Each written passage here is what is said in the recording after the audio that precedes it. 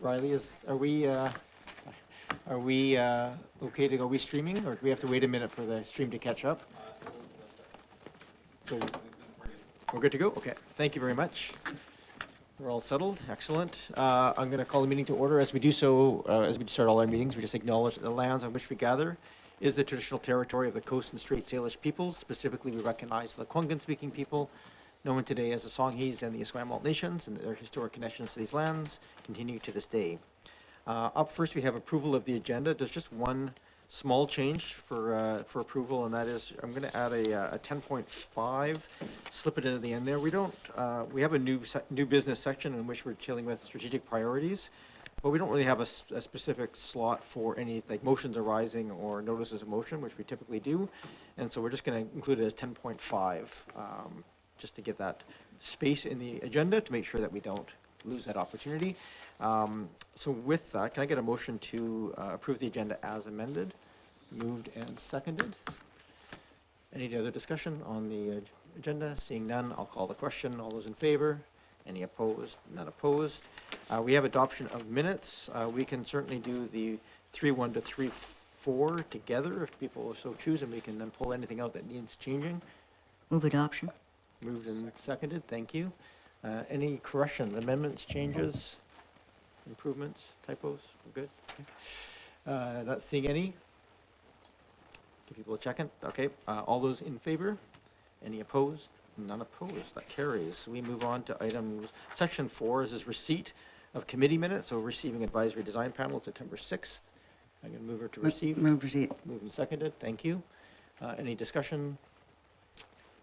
Seeing none, all those in favor, any opposed, none opposed. For those in the audience and at home, we're just moving through these fairly quickly as procedural pieces. We are required, but those minutes do form the official record of our business, so it's important that we read them and go through them, but staff are very good about actually keeping them pretty accurate. Mayor's remarks, very brief today. Welcome. This is our first real council meeting, so we'll be probably feeling our feet a little bit here after being a bit of a break. And looking forward to this term, working together. It's we're going to try something a little new tonight as well, in that we're resolving out of council into a committee of the whole and then back in again. And typically we've done those as separate items, and so we've got some procedural pieces that Mr. Coates will walk us through as we get that. That's towards the end of the meeting. Other than that, I just want to thank all of the people who worked on, particularly the fire and police staff that put together the Remembrance Day ceremony on last week. Very moving ceremony, very well done. And also just a reminder that the light up in the avenue, which is put on by the Business Improvement Association, is happening on November 27th. So that's going to, if the trick or treat was any indication, it's going to be a very, very busy time on the avenue. Oh yeah, there's also a Canadian College of Performing Arts performance for Remembrance Day that was also very very moving. If you ever have a chance to attend it, it's excellent. We have next the public comment and question period. This is something we have on all of our council and committee of the whole. So this is not for items that are later on the agenda. This is just for issues that anybody from the community wishes to address council about, to raise questions, make comments. It's welcome.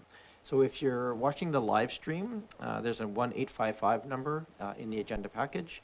You can go to that, hit the meeting ID and passcode, and hit *9 to raise your hand, and we will invite you into the meeting through Zoom. And if you're in the audience and you wish to address council on items of interest, you may do so at this time. Again, things on the agenda, we will be getting a chance for members of the public to speak. There's sometimes a lag between when we're dealing in the council and what's going through the live stream on YouTube. So we'll give this about 10 or 15 seconds, and if there's no hands raised, we'll go. But if a hand pops up, we can always be flexible enough to go back to that agenda item just to give people the chance to address council. I'm out of my rhythm as well, because usually at the beginning of my comments, I remind people to call in, but I haven't done this for a month and a half, and apparently I've forgotten my routines as well. I don't see hands popping up. Again, we'll come back to the public comment if anybody does wish to address council.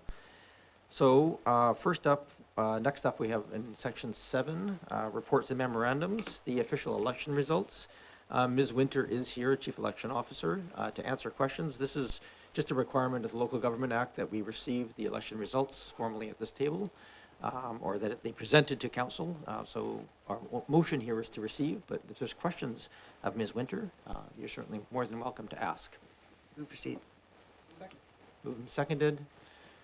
Motion's live on the floor. Are there any questions? So go ahead, Councillor Green. I don't have any questions, only a comment. Welcome. Through you to staff, to Ms. Winter. I had so many compliments from the public on the way that election was conducted, on the professionalism, on the smoothness of the process, that it was efficient and timely. So I just want to thank you for all of the work that you and your team did. It was noticed and it was appreciated. Thank you. Thank you, Councillor Green. Thank you. And I will just echo that piece. I think particularly noticed was the degree of training provided to all of the volunteers. They really knew what they were doing. They knew where they were supposed to be, and they saw them answering questions and just being really at hand and present in those voting places. So, our voting place only went to one. So thank you. Okay, the motion is to receive is on the floor. Any other discussion? All those in favor? Any opposed? Not opposed? We have someone knocking. We'll just let them in. So this was a little bit of a late addition, was the actual report for the acting mayor rotation.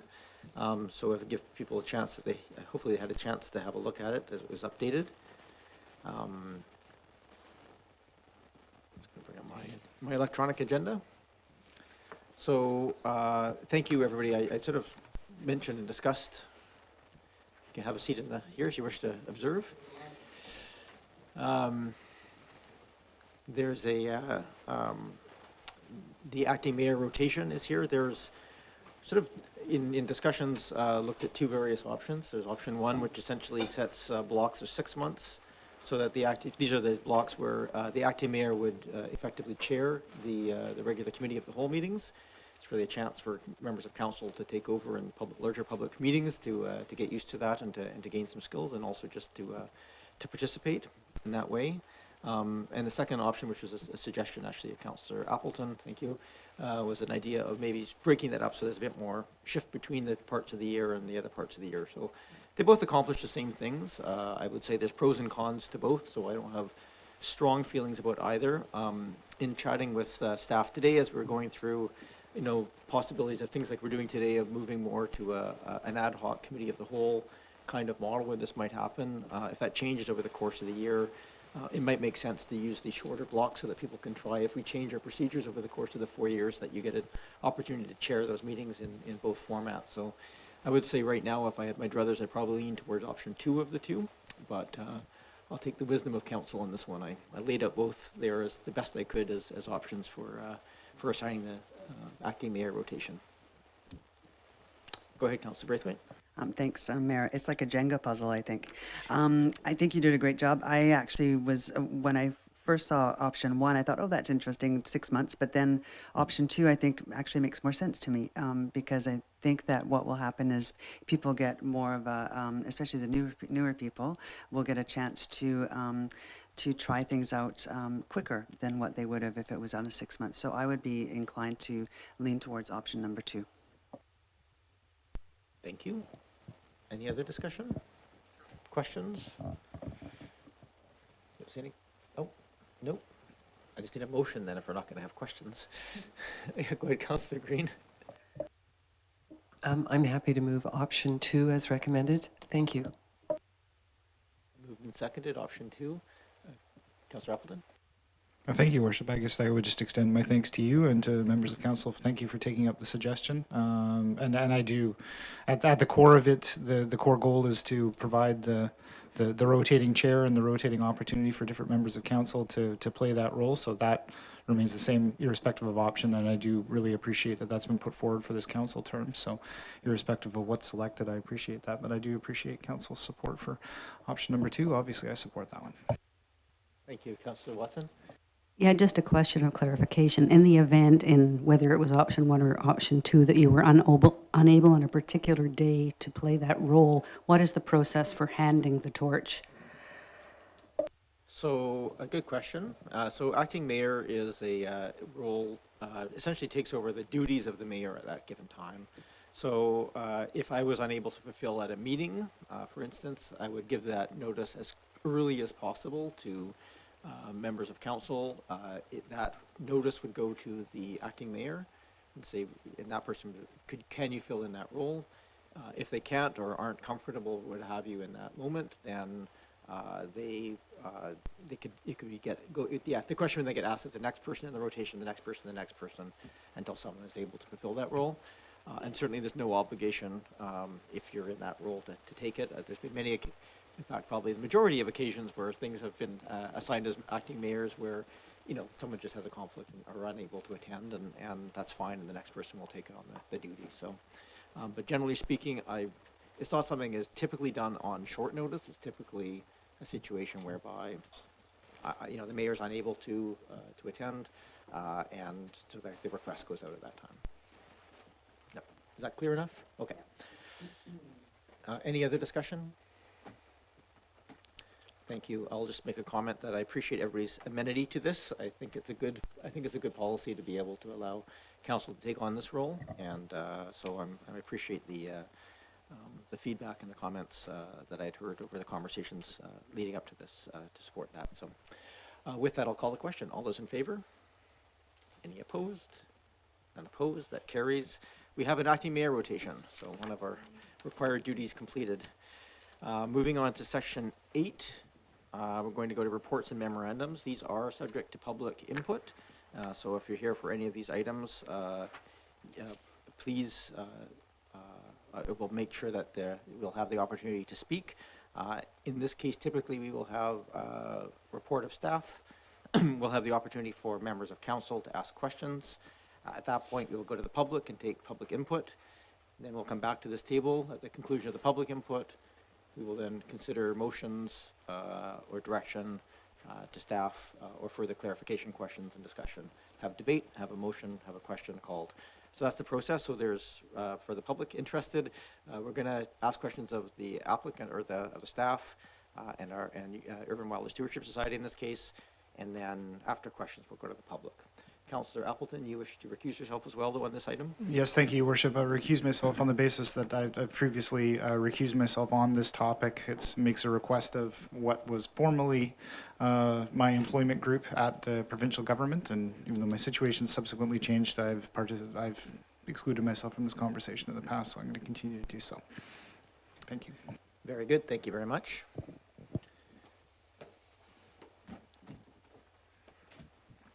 And just for the record, for those who are interested in conflict of interest pieces, the legal advice in general is if you recuse yourself from a matter, you should continue to do so unless you have a legal opinion that even if you had a change of circumstances, to have a legal opinion before you step back into that to make sure that you're clear of any ongoing conflict. So appreciate Councillor Appleton doing that, subject to that opinion, should he seek it. So with that, I'm going to introduce Ms. Bay, our Director of Strategic Initiatives, who has been helping us on this file. And I believe we have Ms. Frey as well, the Project Manager for Urban Wildlife Stewardship Society. But Ms. Bay, I'll give it to you for introduction. Go ahead. Thank you, Your Worship. I can provide a brief introduction. The purpose of the report that's before you is to seek Council's authorization for staff to apply for a provincial deer management grant to fund 2023 work. Just to be clear, we have actually applied because the deadline was at the end of October, and of course there's no council meeting between when the grant program was announced and when the grant deadline was. So we did apply with the application that is attached to your reports, but we did make it subject to Council's approval tonight, so it's still very much up to Council whether to sanction that application or not. The recommendation is that the district apply for a research grant of $37,906, which would fund approximately half the cost of the program. So the grant would pick up the approximately other half. If successful with the application, the district would continue its partnership with UWSS to monitor how effective the vaccine has been. at controlling deer population growth. So to be clear, there would be no IC treatment or immunocontraceptive treatment applied in 2023, just like there hasn't been any applied in 2022. Of course, there was earlier application of immunocontraceptive, and through that process, most of the deer that are out there, the female deer, have had the IC treatment applied to them. There's, of course, a lag before you see an absolute population reduction, because the immunocontraception only affects or prevents the birth of new deer. It doesn't deal with the deer that are already out there. So the UWSS can talk a little bit more to that.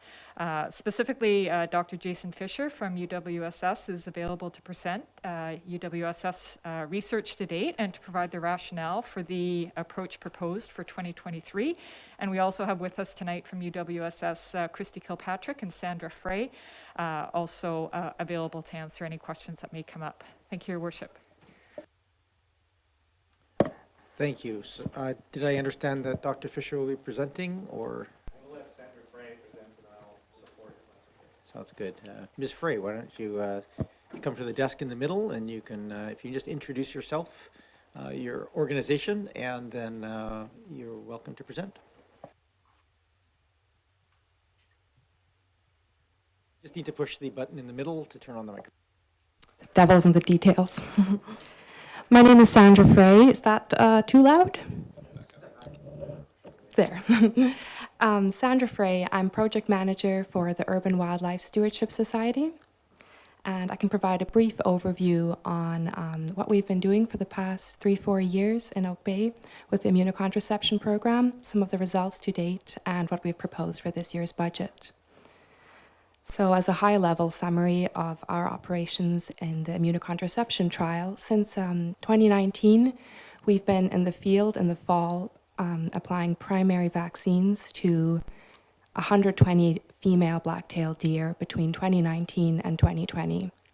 This also involved applying boosters to all deer who received a primary vaccine and those who received a primary vaccine in the previous year. So 120 individual deer that have received immunocontraception, as well as boosters that were applied in 2019, 2020, and 2021. We also have a camera trap array that's been monitoring the deer population since 2018. This array is continually monitoring the deer population so that we can monitor for how the population as a whole is responding to the immunocontraception trial.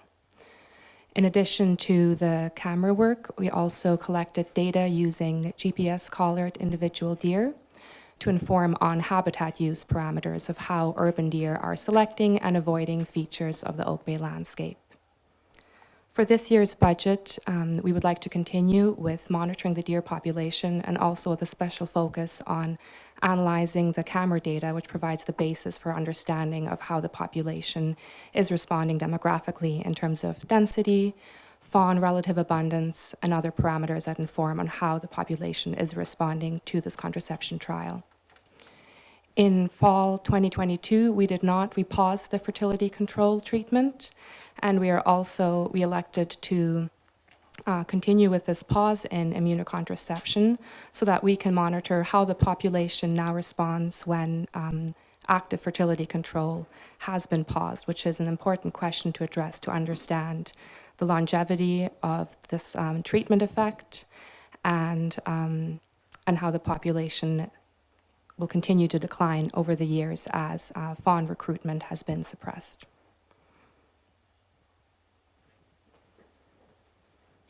Thank you for that overview. Any other parts of the presentation? We can go to questions, I think, of council at this point, and then we'll go to the public. Are you concluded? Sure. Okay. So to members of council, if there's questions either of staff or to Urban Wildlife Stewardship Society staff, then feel free. Go ahead, Councillor Green. And then Councillor Watson, did I see your hand? Okay, so I'll go in the order I saw. So go ahead, Councillor Green, Councillor Watson, and then Councillor Patterson. Thank you very much, and through you to Ms. Frey, thank you very much for the presentation. And just a quick question. What is the overall reduction in the fawn population in Oak Bay at this time as a result of your work? Thank you. Yes, comparing what we saw in 2018, which was the year previous to applying the first year of immunocontraception, to what our current results from September 2021 suggest, we've observed a 57% reduction in the fawn relative abundance. Thank you. And in the future, you talked about pausing the IC treatment, but in the future, is it possible to return to the field to continue that work, depending on the data analysis of the results that you're currently observing? Thank you. We work under the parameters of the province, but I don't see why we wouldn't be able to reapply for a permit to request permission to go back into the field to continue to apply immunocontraceptive boosters to find primary individuals who have not yet received the IC vaccine, or to potentially request to use additional or newly developed immunocontraceptive vaccines such as PZP22, as is being done in Esquimalt. So those are options we'd be very willing to consider as we have a chance to analyze the data and see how the population has been responding. Go ahead, Councillor Green. And one last question, Ms. Frey, thank you very much. I just wanted to ask, relative to transportation safety in Oak Bay, the data analysis and public education piece of what your WSS has been doing, there is some suggestion that could be accommodated or integrated into a transportation safety plan. Would that be possible in your view to ensure that the information was usable and useful for transportation safety planning? Thank you. To date, we did provide some heat maps that do illustrate what areas of Oak Bay our analysis suggests that deer select for. So our analysis of the GPS collared deer revealed that certain landscape features, both urban and natural, that deer are selecting for. And that's been able, through that, we've been able to identify what neighborhoods we would expect to see more deer or not. And so I believe that's all information that could feed into transportation safety and public safety, just to inform of where we'd expect to see the highest densities of deer. Thank you very much. Thank you, Councillor Green. I'm just going to do a quick follow-up because you directed your question to Ms. Frey, but I'm just going to give it to Ms. Bay as well, this question. And that is just on the question was related to, how do we, can we reapply or apply this more broadly than just the trial that we're in right now? And Ms. Bay, perhaps you can just, at very high level, provide sort of the parameters of where we're at with the province in terms of what, maybe just for everybody's clarification, the difference between a production versus a pilot or test process that the province approves, and then also the if we have any indication of what would allow them to allow this to happen more broadly. Thank you, Your Worship. There are two categories of grant funding available by the province, and one is an operational category, and the other is a research grant. And the immunocontraceptive is not currently allowed to be used under the operational category. It's not an eligible type of deer management expense under the operational category. So at this point, the province has allowed this research project of immunocontraceptive in Oak Bay specifically. So the province is waiting for the findings from this research project before they are prepared to allow immunocontraception to be used elsewhere in the province. So the exactly how long it'll take and what it'll take for the province to allow us to use immunocontraception outside the confines of a research project, or for that matter, allow anybody else to use it, is not yet clear. Our mayor has done has been advocating to the province for a response to that question, and we're anticipating that we will hopefully be getting an answer to that early in the new year. But at this point, we are continuing to do the research, in other words, to get the province to the point where they can make a decision about whether this can be used outside the context of a research project. Thank you. Sorry. And go ahead, Councillor Watson, and then Councillor Patterson. Yes, thank you. as a new councillor, it's been a steep learning curve for me, a lot of material, and I've gone through it as best I can. But so do pardon me if my questions are not quite as accurately worded as maybe they might be. But I do have a few questions about what would happen in the next year of study and data analysis. One of them is, will you be able, or do you anticipate in the work of the coming year that you would be able to go back and recode the data from the first year when you were not quite sure who was a fawn and who was not a fawn? Because that seemed to create some data disparities between the years that it might be nice to be able to correct. So that's my first question. Yes, absolutely, and I apologize if that wasn't fully clear in the report and the update, but we did go back. So part of last year's work was to revisit data from 2018, just to apply the exact same image cataloging protocols as we are doing in the post-IC treatment phase, just to make sure that any comparison, any changes we're seeing in the deer population are truly representative of population response and not a change in a methodology. Go ahead. So to make sure I understand, you're confident in what you've seen in terms of the relative fawn abundance now based on those camera images. Thank you. Yes, precisely. May I ask another question? Great, thank you. The next question is, it's kind of two of them together, but with 3 years of, with an additional year of no contraception, thank you. Will this allow you to model into the future what you would expect to see if you had immunocontracepted and then didn't and then started again? I'm not sure I totally understand the purpose of stopping if you, do you go back to start again? Is that the ideal model, that you do it for a while and then you stop and then you start again? Or am I misunderstanding the research approach? The benefit of doing a pause in the fertility treatment is that this gives us now a window to look into how is the population responding once we have paused that effect, and how long do those numbers stay suppressed. By having these additional pieces of population response after treatment effects have been removed, it would allow us to better extrapolate those trends as we see into the future.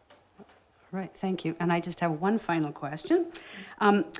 In looking ahead long term, how low, what would be an okay new equilibrium? Or is that something that the community has to decide and not the scientists? I just wondered about that. Like, where does this lead to? There is no evidence that the Oak Bay urban deer population is at some sort of biological carrying capacity. This is purely a question of a cultural carrying capacity, so how many deer the Oak Bay community is willing to tolerate. But no evidence to support that it's overpopulated from a biological standpoint. Thank you, Ms. Frey. I have Councillor Patterson and Braithwaite. Thank you, Mayor, and through you to either Ms. Frey or to staff, whoever can answer it best. Public education has been an important component of the project since it first started, and I know certainly there was a lot of public education information that was distributed throughout the community, certainly at the start. What I would like to understand is what the process is now for monitoring and responding to any comments or complaints or concerns that we have expressed from the community. How do we respond to them? Is it our district staff that responds? Is it UWSS? A combination of both bodies? So if we could get clarification on that, I would appreciate it. Thank you. I'll do my best to respond to that question. I don't oversee most of the communications, but I definitely partake. It depends on the nature of the question. Any questions around animal welfare, when there's one of our collared deer that's in distress, those get forwarded to our wildlife veterinarian. So this past year we were in the field doing a number of welfare checks on collared deer in response to calls and questions that came in from the public around concerns for collar tightness. So our wildlife veterinarian did do welfare checks, did capture a deer to confirm that any signs of tightness are just the fur under the collar, and there's no indication that it's a concern around animal welfare.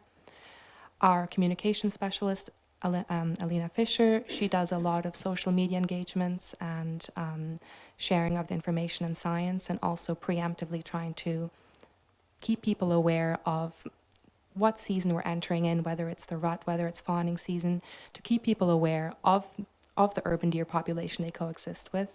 And moving forwards, we plan to continue disseminating the results of our study, both with Oak Bay and through our social media channels.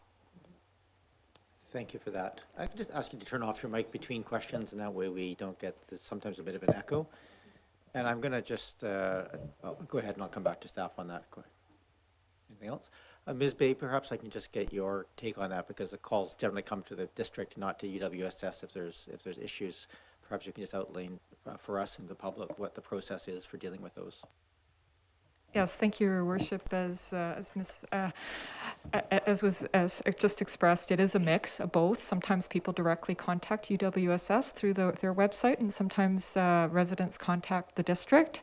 As was expressed by Ms. Frey, it really depends on who is best positioned to answer those animal welfare questions, any questions about deer behavior or anything from the perspective of the project itself would go to UWSS to be responded to.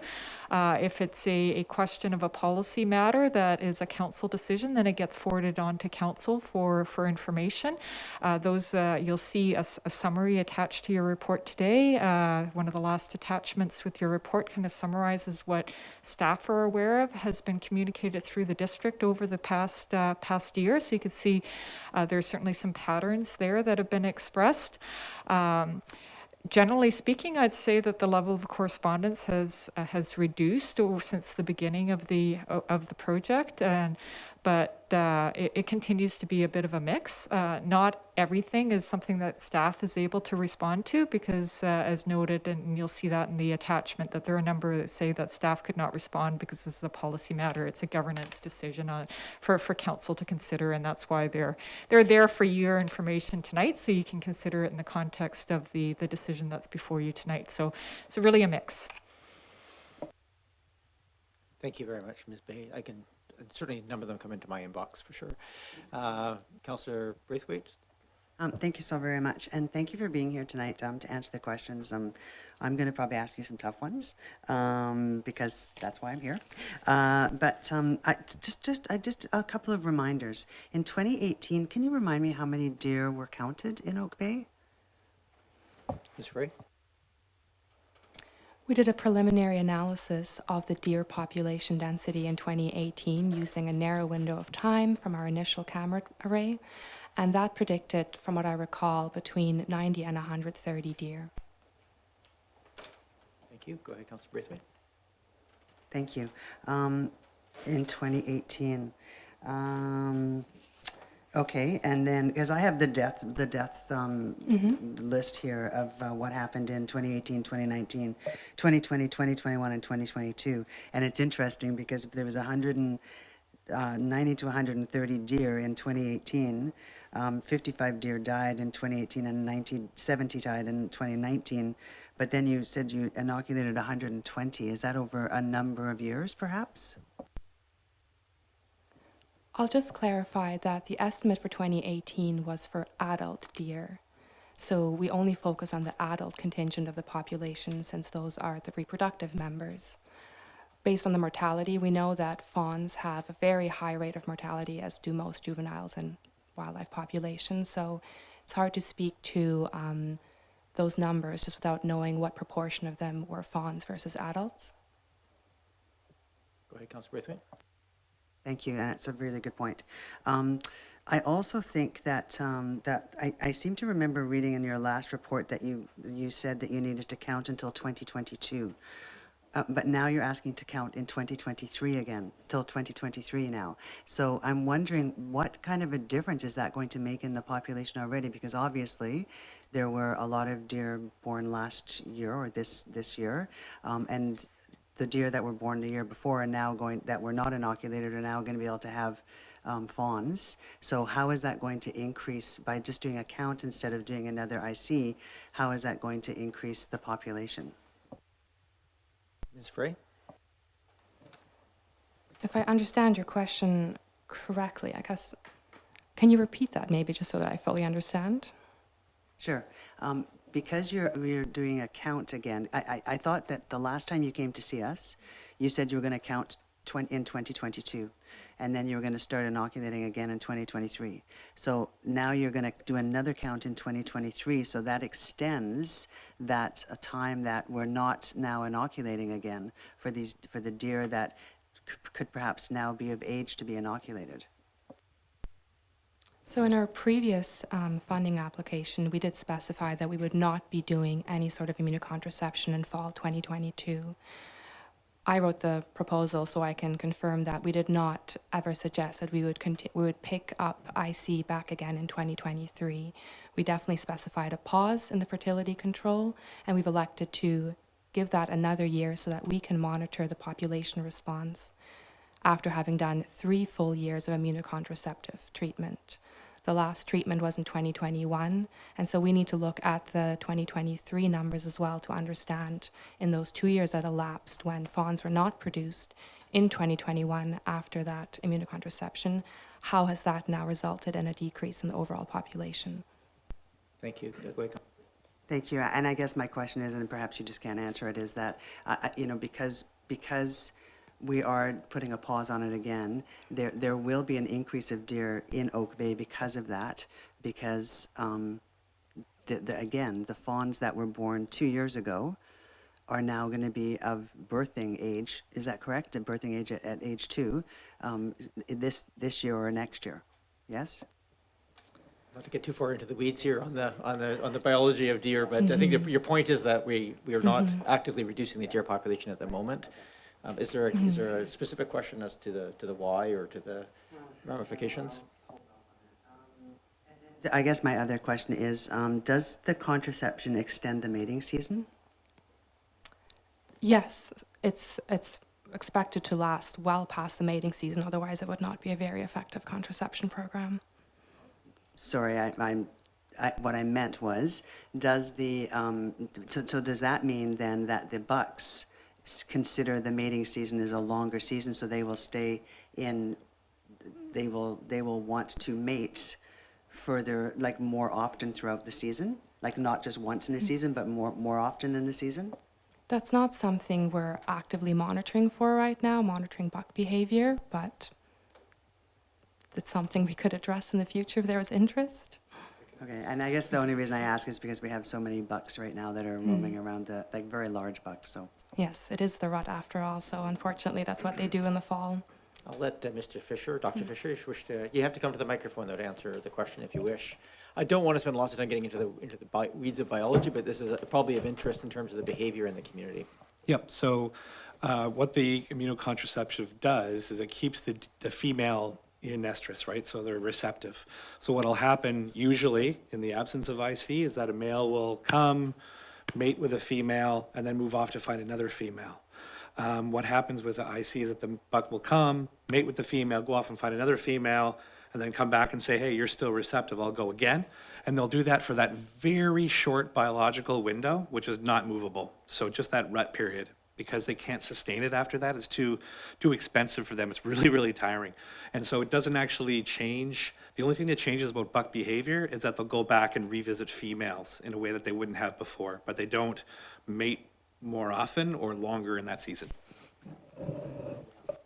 Thank you very much. And my last question before I pass it on would be, so this is obviously, you're coming to us for funding again and you're hoping to get the grant. What would happen if you don't get the grant from PUDAC? What happens to this program then? Ms. Frey? In the absence of another year of funding, we'll be unable to complete the analyses that we've been working towards to date. We have data analysts lined up who are going to run the scripts that are being produced and are being refined to get a robust estimate of the deer population estimate so that we can speak to the effectiveness of the IC program to date, so that in the future the province can elect whether they would like to operationalize similar approaches or to make it possible for Oak Bay to access an immunocontraception program again in the future, or for other municipalities in the CRD, including neighboring districts to Oak Bay, to also be able to implement a similar program. Thank you, Councillor Braithwaite. Go ahead. I have next Councillor Smart, and then I'll go back to second-time speakers. Go ahead.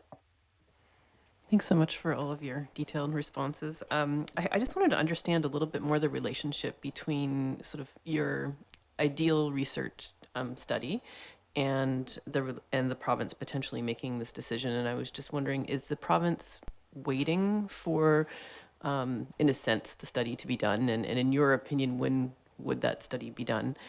Or might the province just at any time just decide to approve it, and would that then be disappointing for you? Ms. Frey? I cannot speak to the decisions and how they go about making those decisions from a provincial perspective. All we can do is sort of fulfill our obligations from the research perspective to provide them with the results that we are observing following the immunocontraception trial.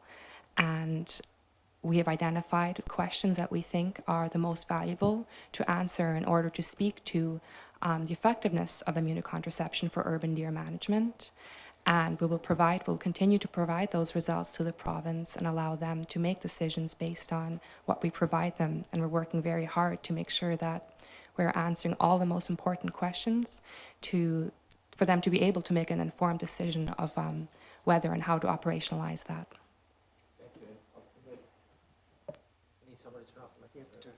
I invite Dr. Fisher if you want to just add to that. Feel free.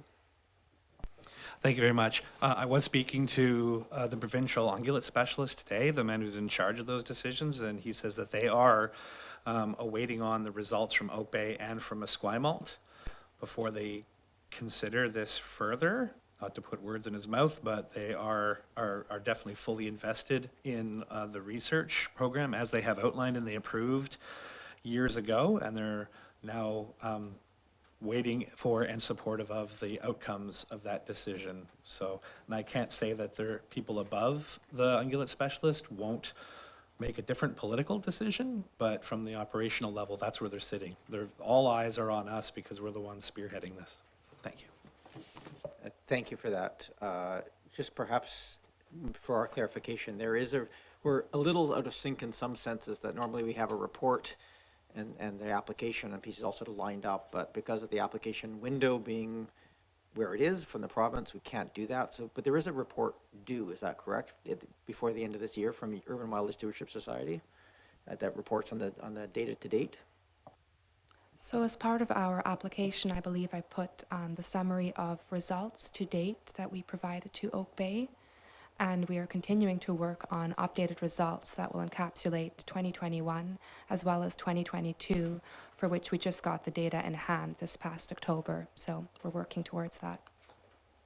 So I'm going to do a follow-up, if you don't mind, just on that. 'Cause I know the province is waiting for sort of the next phase of information from us. I've had sort of similar conversations that they're waiting for the next report before they can give some direction in terms of what's next. And I think we're all waiting for what's next. So when does that report come in terms of the 2022 data in a way that we will see it and the province will see that data? So part of this funding application is largely focused on providing the support for our data analysts to summarize those results, finalize them, report on them to share with both Oak Bay as well as the province. So a large focus of our funding application is towards that reporting and data analysis, and that is what we intend to do for this next year. Thank you. And maybe, is there a deadline? I don't recall seeing that in the application. There is not, I see heads shaking. There's no specific deadline. All I can say is that we just got over 50,000 images in hand from our 39 cameras across Oak Bay for the month of September. Those need to be manually cataloged. Those need to be manipulated to fit into the data frame of our analysis. And then we have our data analyst who will work those through the scripts so that we can get a similar, or get a density estimate as we were doing for the previous years, and make sure that those are robust estimates to allow that year-to-year comparison. Thank you, Ms. Frey. Sorry, Councillor Smart, jump in there. No, that's totally fine. So I'm just trying to get my head around. So the province is waiting for the research to be done, but there's not necessarily a specific date for that research to be done. I'll go to Mr. Fisher to answer that question. What they're looking for is some proof that the population can be reduced through immunocontraception. So in order for that to occur, there's a few things that has to happen. We have to reduce the number of fawns going in, which we did for the first 3 years. That was the deal that we struck with the province. And then there has to be natural die-off, right? Because we're not killing them. They have to die off naturally. And so once you subtract the fawns and then subtract those dead adults, then you're going to see a population response. So when that happens is when the province will know for sure that IC can reduce a population or at least stabilize it. And so finding that out is what we're working towards in this year. It's a huge endeavor, which is why we're asking to dedicate the funding to it, because it's not simple. There's a reason that nobody else in North America has done this before. And so that my guess is that they'll consider it done once they have evidence in their hand that this does work or does not work, based on the data produced so far. Yeah, Dr. Fisher, go ahead. Councillor Smart. Yeah, through you, Chair. Just so my understanding, then with full appreciation of the complexity of the research, there's a chance that at the end of this year you might feel like you have that information, but it also may take a few years. Would that be accurate? Am I understanding that correctly? Ms. Frey?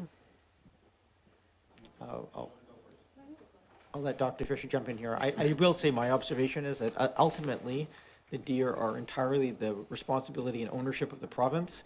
And so it matters what they think more than what we think. But Dr. Fisher? That was it. Yeah. So we will definitely say, here's how many deer we've IC'd. Here's what we started with. Here's what we ended with in this period. And then that's entirely into their hands to see whether or not that's a reasonable thing or do or not to do. Yes. Councillor Smart? Thank you. No, that's clear to me now. And then I said one follow-up question through you, Chair, following up Kareen's point about being able to utilize some of this data for safety going forward, because I have heard a lot of concerns in our community around safety, and as we're rolling out our active transportation, there's particular concerns about accidents with cyclists and deer. You mentioned the heat maps, and I have looked at them. Now, my interpretation when I looked at those was that they were perhaps more based on vegetation than the actual movement of deer, but could you clarify whether there's some data that actually maps the actual sort of migration paths of deer? It just wasn't clear to me. Ms. Frey?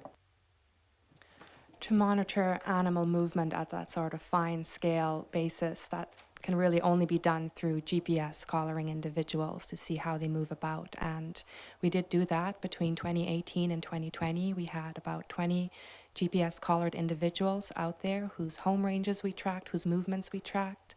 And that helped us really get a good understanding of how deer use the landscape, and also just how small their home ranges are, that they really do tend to stick to the same neighborhoods. So 2 very important pieces of information to come out of that, to get an even bigger picture of how they're moving in some of those perhaps riskier areas. That would require maybe some deeper research into that fine scale animal movement piece. Thank you. Thank you very much. I think we'll leave it to that level of granularity is fine. Are there any other questions of staff or the applicant? And then we'll go to members of the public. Go ahead, Councillor Watson.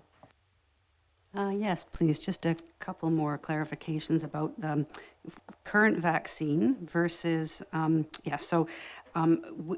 will you have enough information if we do year 3 without to actually comment on the effectiveness or the decay rate of the current vaccine? Because I see that's something that is happening, that you're seeing maybe in the first year a bit, maybe in the second year a lot more. Will you have enough data to actually draw that curve?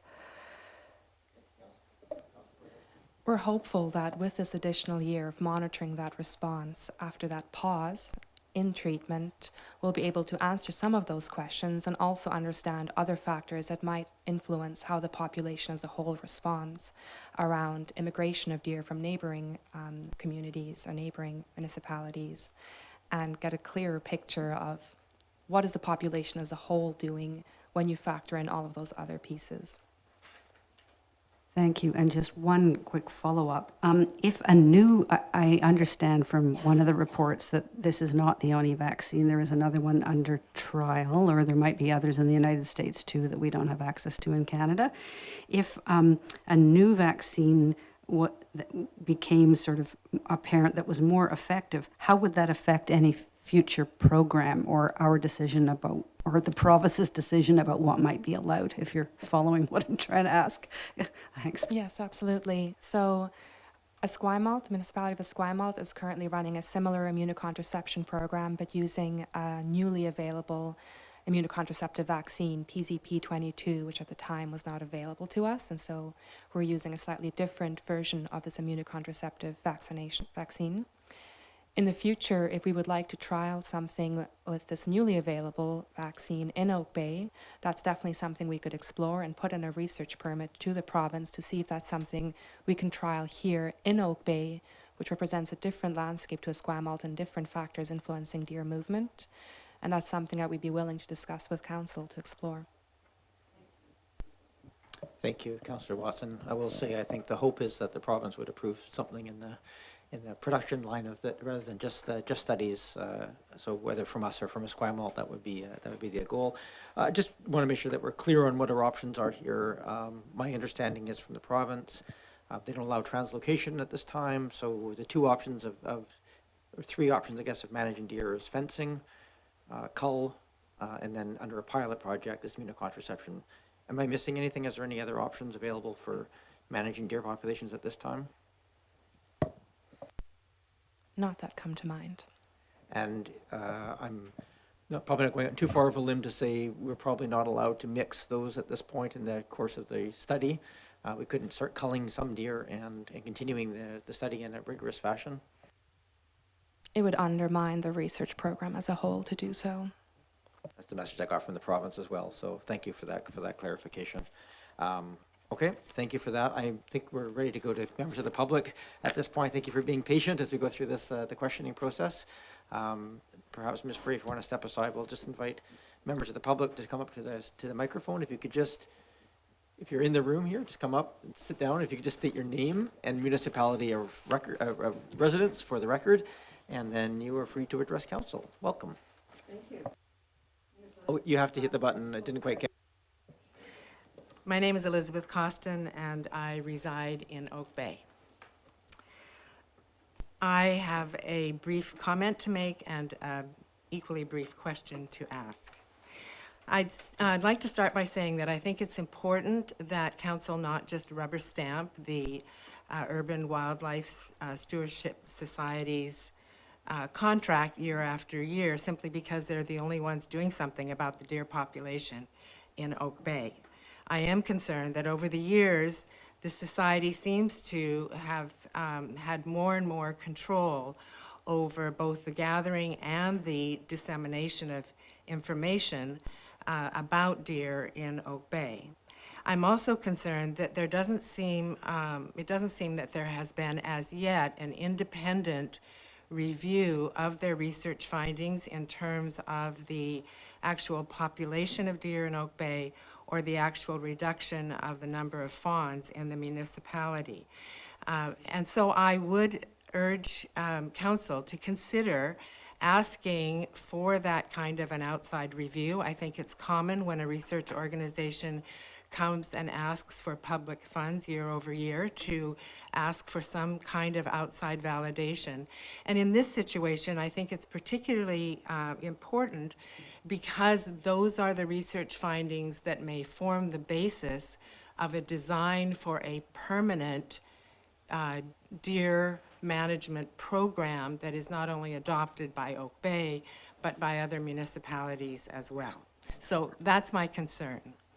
My question is, if the UWSS is responsible for reducing the size of the deer population in Oak Bay, I want to know who is responsible for the size of the deer that make up the population in Oak Bay. Because one of the things that I see is a quite incredible discrepancy in how animal control practices are carried out in the municipality. So you can walk down any street in Oak Bay and see 4 or 5 dogs of any size on a leash, only allowed to run free in certain areas at certain times of the day, and perhaps even only at certain times of the year, and then round the corner and be confronted with a 150-pound animal with sharp antlers that is allowed to roam the streets at will. So my question is, I want to understand the rationale for that inconsistency from the municipality. And I also want to understand what the municipality, I hear that we have education to protect the well-being of the deer, but I want to know what specifically is the municipality doing to ensure the safety and well-being of the residents of Oak Bay by doing, among other things, making sure that all streets and public spaces are safe as possible any time of the year and any time of the day or night. Thank you. Thank you, Ms. Costin. I appreciate the point. The gathering and disseminating of info is difficult on this one. We do have a oakbay.ca/deer landing page that we're trying to keep updated with pieces, but there's a lot going on. At this point, the validation of the findings has been done largely through the province. They're the ones that ultimately have to approve the methodology that's being used here, and so we've been watching that with that lens, is like, because it's their deer and ultimately they decide, and so we use that as the benchmark for validation of approach. We don't have any. The province, to my understanding, will not dictate or tell us what they want. We are essentially have UWSS providing a scientifically rigorous process, and we're going to the province and say, is this sufficient? And to my mind, and maybe correct me if I'm wrong, they've essentially said it looks good, but we're not going to give any firm answer on whether it's good enough at this point. Is that fair? Have they given any sort of absolute approval? You may have to come back to the microphone here, sorry. We have people at home who can't hear us if we're not on the microphones. If I'm answering your question correctly, from the methodological point of view, in terms of how we're doing our analysis, how we're going to be evaluating this immunocontraceptive program, the province has reviewed what we have proposed and has deemed it to be scientifically rigorous. We will similarly be publishing all our findings in peer-reviewed literature, which will go through the peer review process. And so from a standpoint of vetting whether or not how we are evaluating this program, whether it's scientifically or sound, it will definitely be going through the works. Thank you. Go ahead, Dr. Fisher. Thank you very much. Really good questions. I'd want to know those answers as well. I just wanted to elucidate for the newcomers the relationship between UWSS and the University of Victoria. So the analytical work is being done by researchers who are being funded by UWSS at the University of Victoria under my supervision. And so this isn't, it's not as if the data is going into UWSS, being collected by them, analyzed by them, reported out by them to serve their agenda. It's being, this analytical relationship is UWSS is partnering with the University of Victoria. We are executing that analysis and then handing it back to UWSS in effect. And so if there's any concerns that there's sort of like too much nepotism on the inside of how this information is gathered and reported, then we waylay those, because they're all being, it's all being vetted through the UVic process, and of course through the province and their peer review process. So there is a very high degree of independence attached to the analysis of the data. Thank you. Yeah, thank you for that clarification, Dr. Fisher. And I think the last point was really on the safety of residents, which is, I think, the bottom line of why I think the council has to this date recognized that we do need to manage the deer population. What the right number is a social call. There's not much. We're not allowed to touch the deer without provincial approval unless they're injured to the point of needing to be put down. And so other than that, we're just, our only real option here on these pieces in terms of containment is fencing or reducing the deer population. And we can't put leashes on them, unfortunately, or maybe fortunately. That might be a bit awkward from a pet perspective. We had any other members of the public who wish to speak? We had two on the speaking list, but I don't see the second person in the room. Is there anybody online who is wishing to address council with questions or comments on this matter? Go ahead. Same order of business. If you could just state your name and municipality of residence, feel free to address council. First of all, thank you, Mayor, Council. It feels very odd to be on this side of the table, but at the same time, very refreshing. It's good to see all of you. I speak in favor of the program and the. Mr. Zelka, can I just get you to state your name and municipality of residence? First name Eric, last name Zelka. I live in Oak Bay, in the northern part of the district. I'm speaking in favor of the proposal as put forward and the recommended or the suggestion to proceed with and continue with the research proposal as put forward by UWSS. I have the benefit of being here 8 years ago and 4 years ago and being to a number of UBCMs and also attending the Provincial Urban Deer Wildlife Advisory Committee once on behalf of the mayor, and I would hope that our chair is still a member of that advisory committee, since so many of the questions that are in some ways raised here really truly belong at that advisory committee, since that's the direct line into the province. I just want to say that I'm very pleased to hear that some of you, hopefully all of you, have the, let's call them death statistics, for lack of a better word, in terms of the number of deer that have been killed in Oak Bay over the years. I would hope all of you have those numbers, since while it's not necessarily an official cull, it could potentially be considered as a factor that gets thrown into the mix in terms of the work being done on the research side, but at the same time, the realities of what happens on the street and day to day. And I would, I'm very, very pleased that staff included 44 pages in the staff report. I'm sure there's a lot to read, but with the details that provided, especially on page 27, in terms of the preliminary results over the years of what's happening with the adult deer and with the fawns, quite a drastic reduction in fawn numbers, reflecting the 57% reduction in new fawn.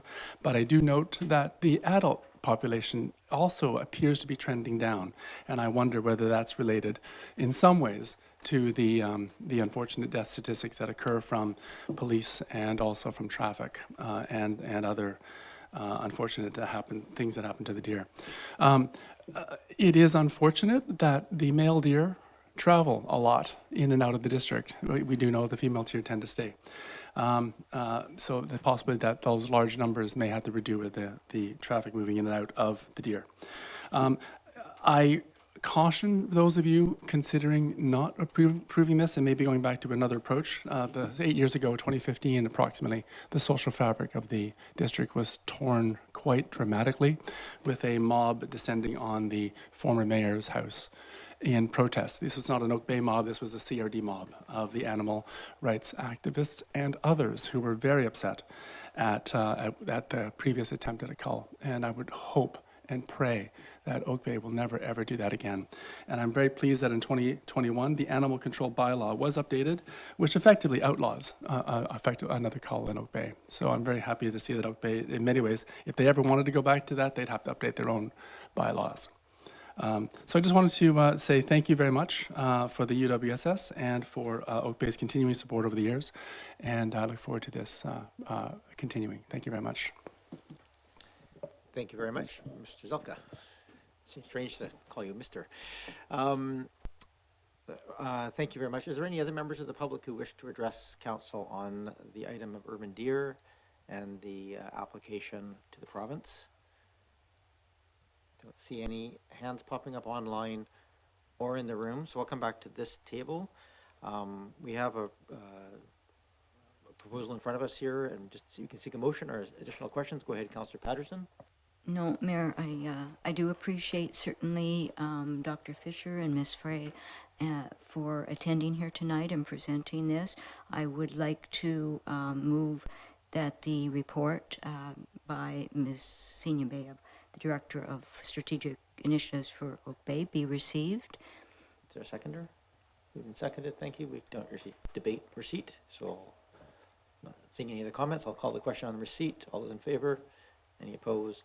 None opposed. Go ahead, Councillor Patterson. Yes, and with that, I would also like to move the staff recommendation. Mayor, would you like the grant application done separate, or can I proceed with them all together? I believe we can do them all together. I don't think there's any, but yeah, we're fine on the procedural wise to move all three portions of that.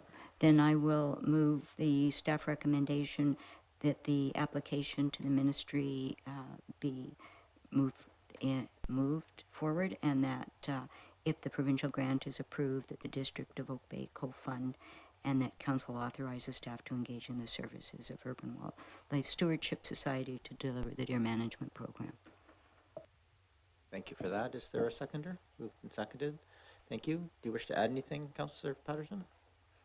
No, just my appreciation certainly for the work that has been done over the years, and the often unrecognized contribution by the scientists that have assisted the district with this quite leading edge project for a small community to be undertaking. Thank you. Thank you, Councillor Patterson. Go ahead, Councillor Green. Yes, thank you. First of all, I would like to thank the team from UWSS for being here tonight and answering the questions. I appreciate it, and I really appreciate also the public showing up and asking important questions. There is some information that I think we should all be aware of, and that is that this project has received international acclaim.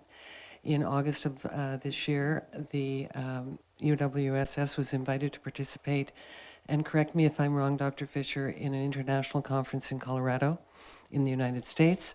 And coming out of that conference, you are now going to be involved and participating in an international webinar on this project. This project is a leading project, not only provincially, locally, provincially, but nationally and internationally now, because the issues of urban wildlife and urban deer management are not going away. The more we develop and the more we develop their habitat, the more frequently we're going to be having contact with them and they with us. So I know that the people I talk to are very appreciative of this program. We realize that it doesn't eliminate deer completely, but in fact we know that's probably never going to be possible, and that we are going to have to learn to coexist, and that's why the public education piece is so important. I also appreciate Ms. Bay's involvement and being our link to the project, and the work that she's done, very much appreciated. But I think actually Oak Bay should realize that it is on the international map now as a leader in this particular area, and I think we should be proud of that. Thank you. Thank you, Councillor Green. Speaking in favor of the motion. In favor. Councillor Braithwaite, Councillor Patterson, and then Councillor Watson. Go ahead, Councillor Braithwaite. Thanks so very much. And yes, thank you so much for coming and taking the questions. We truly appreciate that, honestly.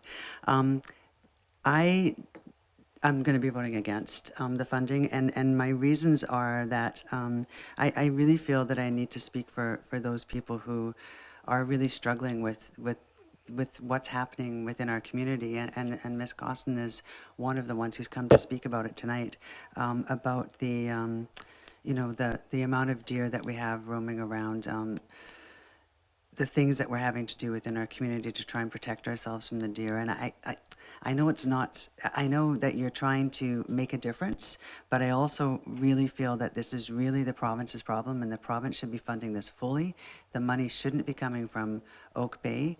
And so I have difficulty over the many years that we've been funding this. I have difficulty continuing funding it without the province coming forward and doing more. If they want to see what, if they're using us as an example to perhaps go out for the rest of the province, then they should be funding for the whole for the whole part of this study. It shouldn't just be them funding for half of it, in my humble opinion. And I think that a lot of, so I'm trying to speak for a lot of the people who are very concerned about the deer in our community. Again, I appreciate the work that you're doing. I think it's good work. I think it will make a difference in the end.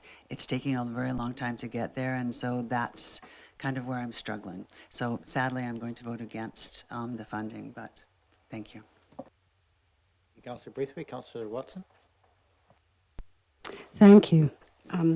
I am going to vote in. Thank you for all the information, and I appreciate your really clear commentary in response to all our questions.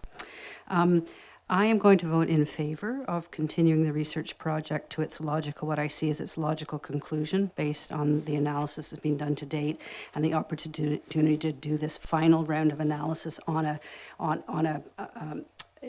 after having reduced immunocontraception over that second phase of the work.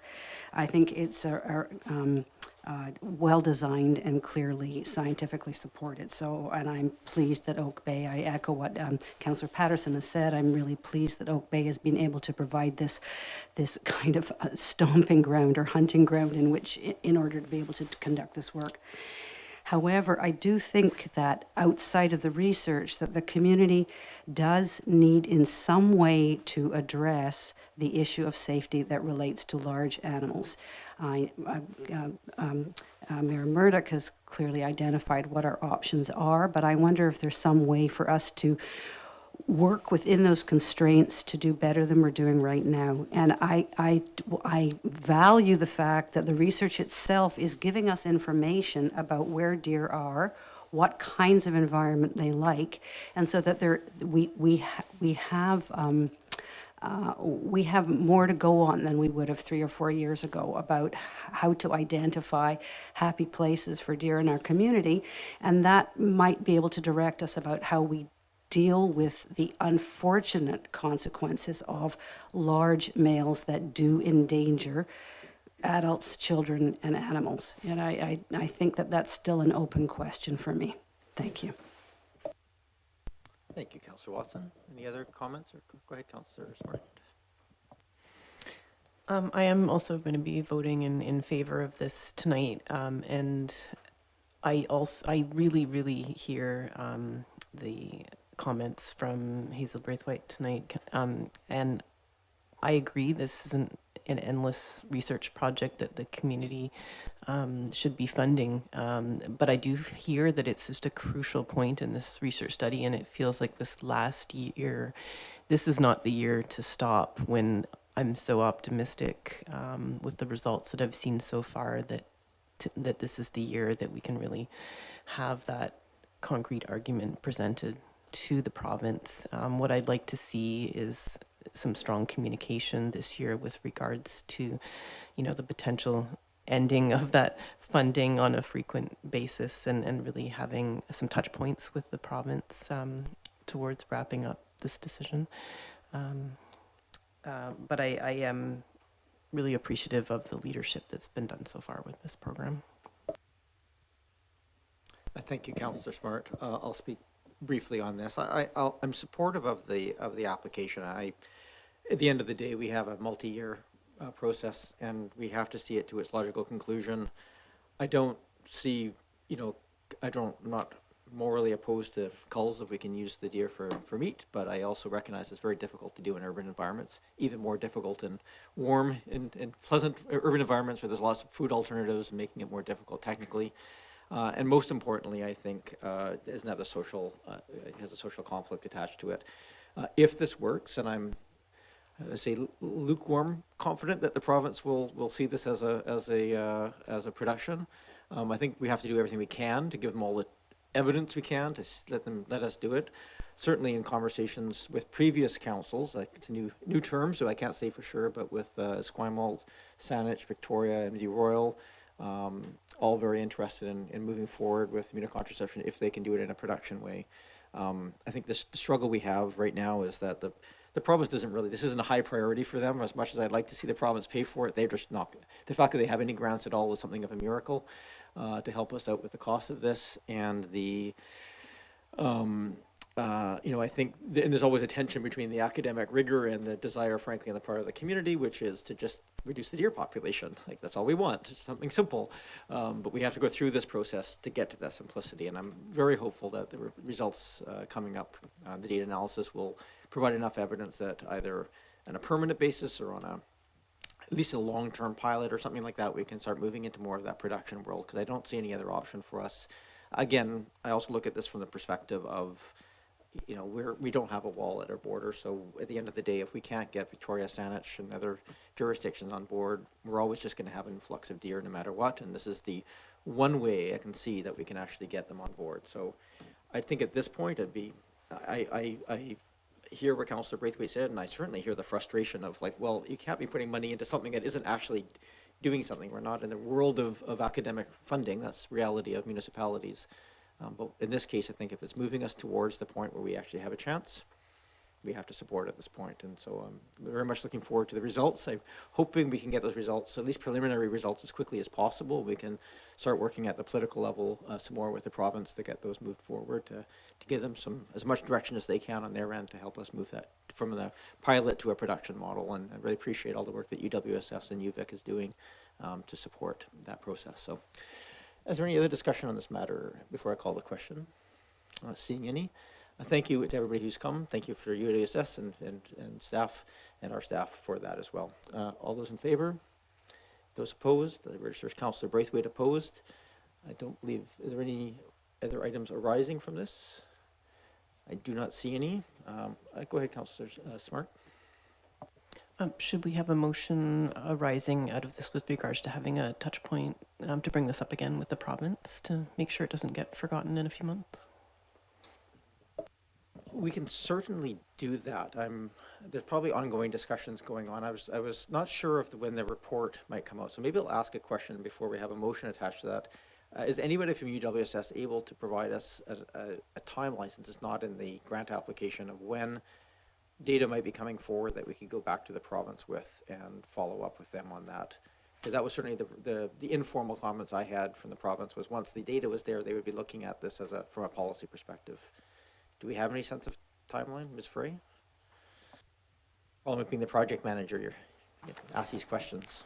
Again, we will do our best to work with the huge volume of data that we need to process for 2022 to have those results as part of that. But it is our aim to have reports to Oak Bay, if not preliminary reports, some pretty high-level technical reports, hopefully to share with both Oak Bay and the province by year end. We're aiming for as early within the year as we can, but there is a long period between having those images in hand and having the data processed into a usable format.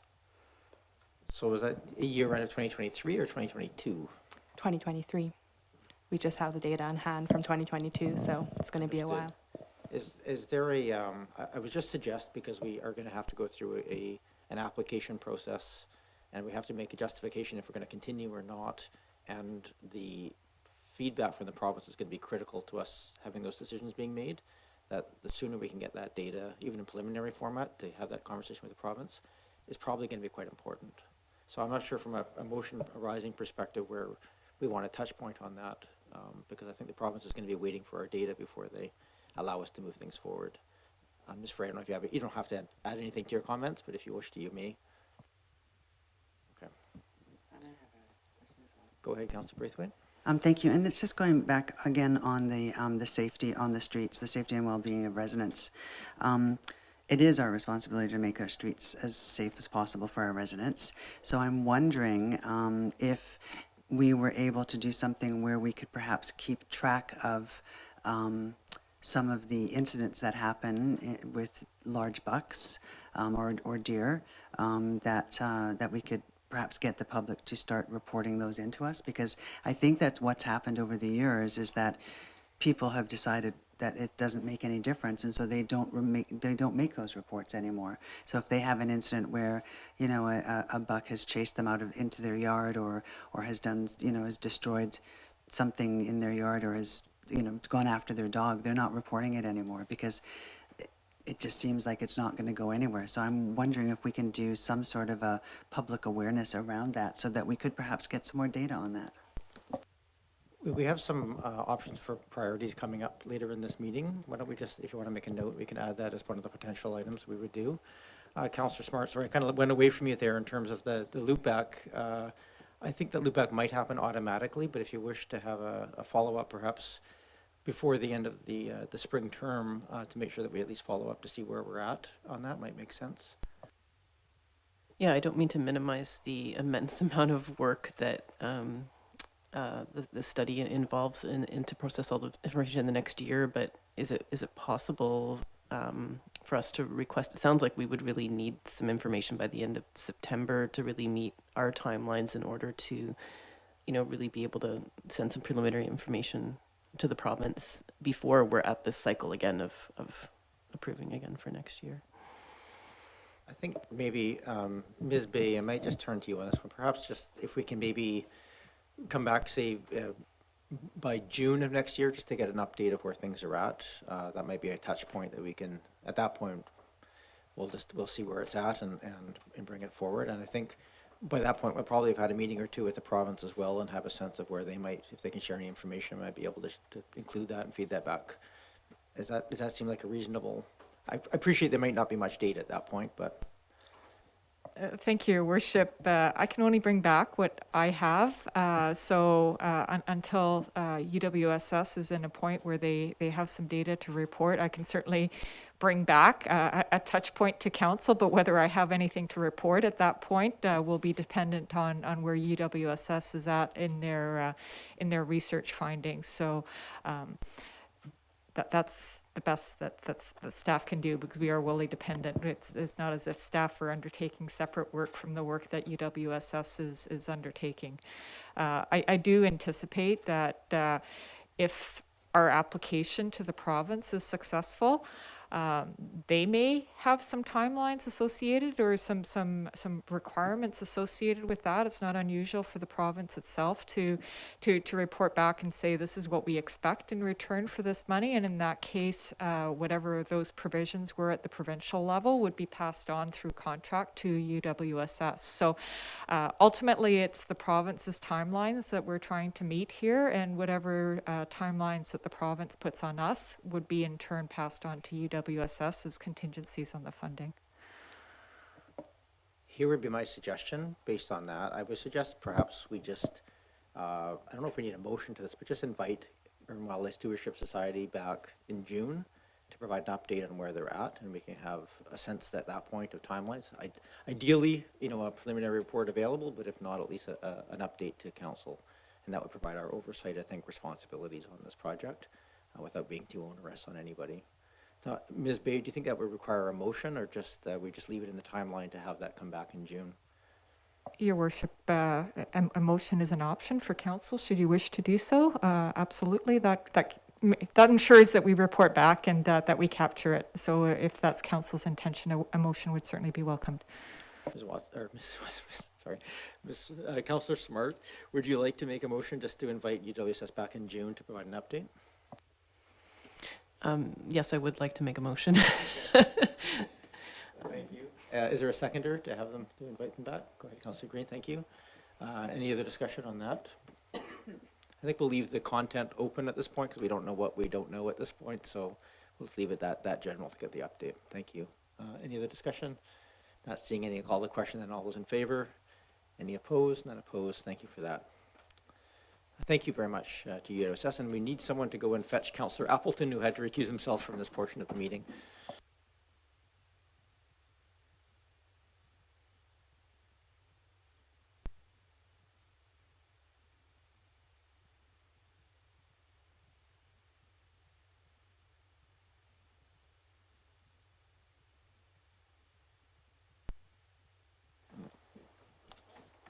We've got two land use items that are not subject to public input at this point.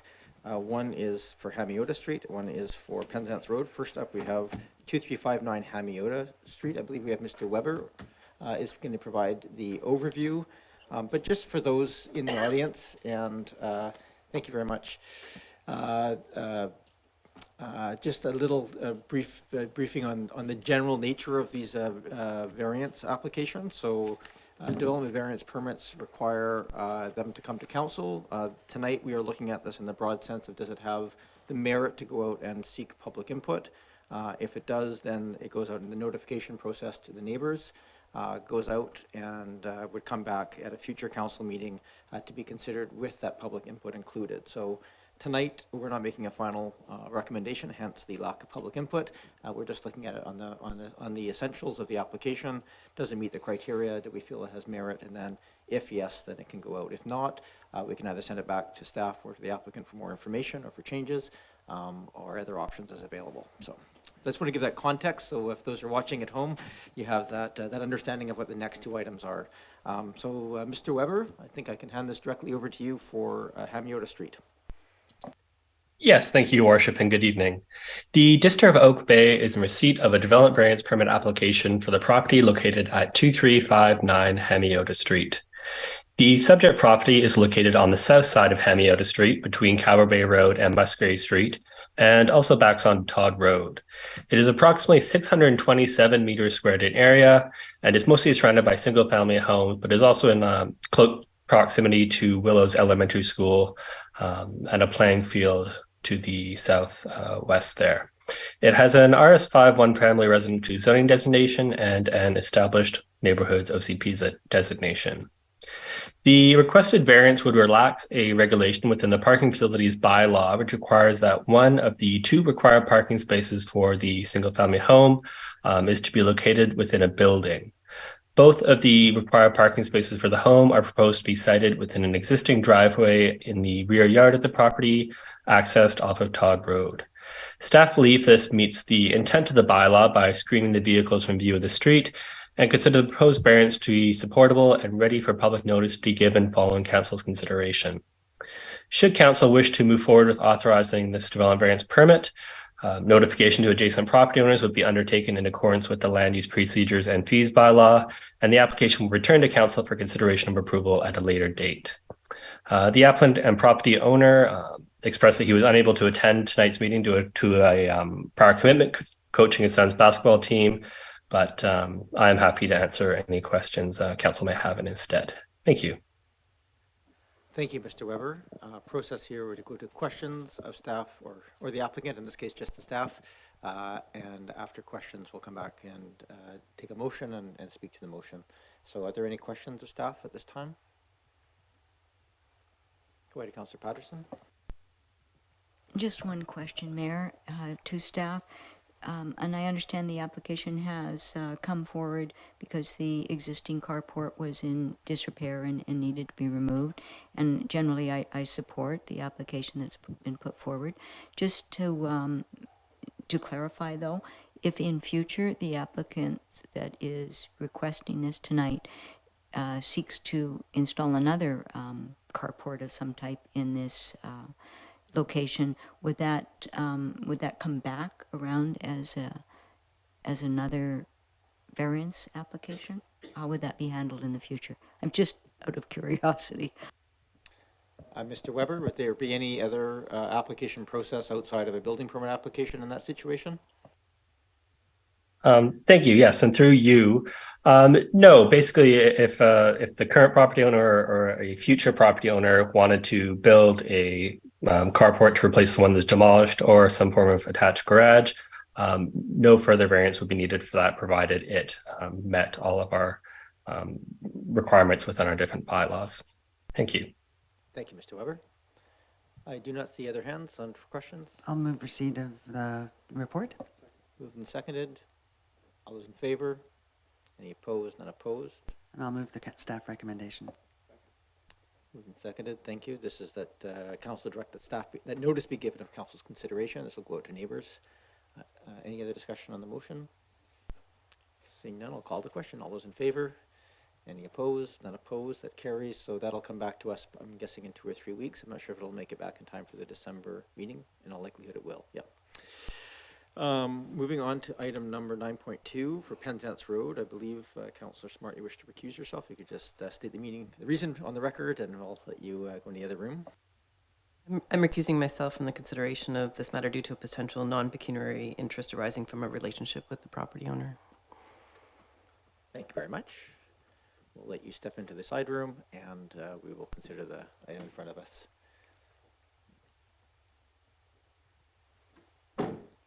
All right, with that, we have 2090 Penzance Road. Mr. Weber, you're on again. Yes, thank you. The Distro Oak Bay is in receipt of a development variance permit application for the property located at 2090 Penzance Road.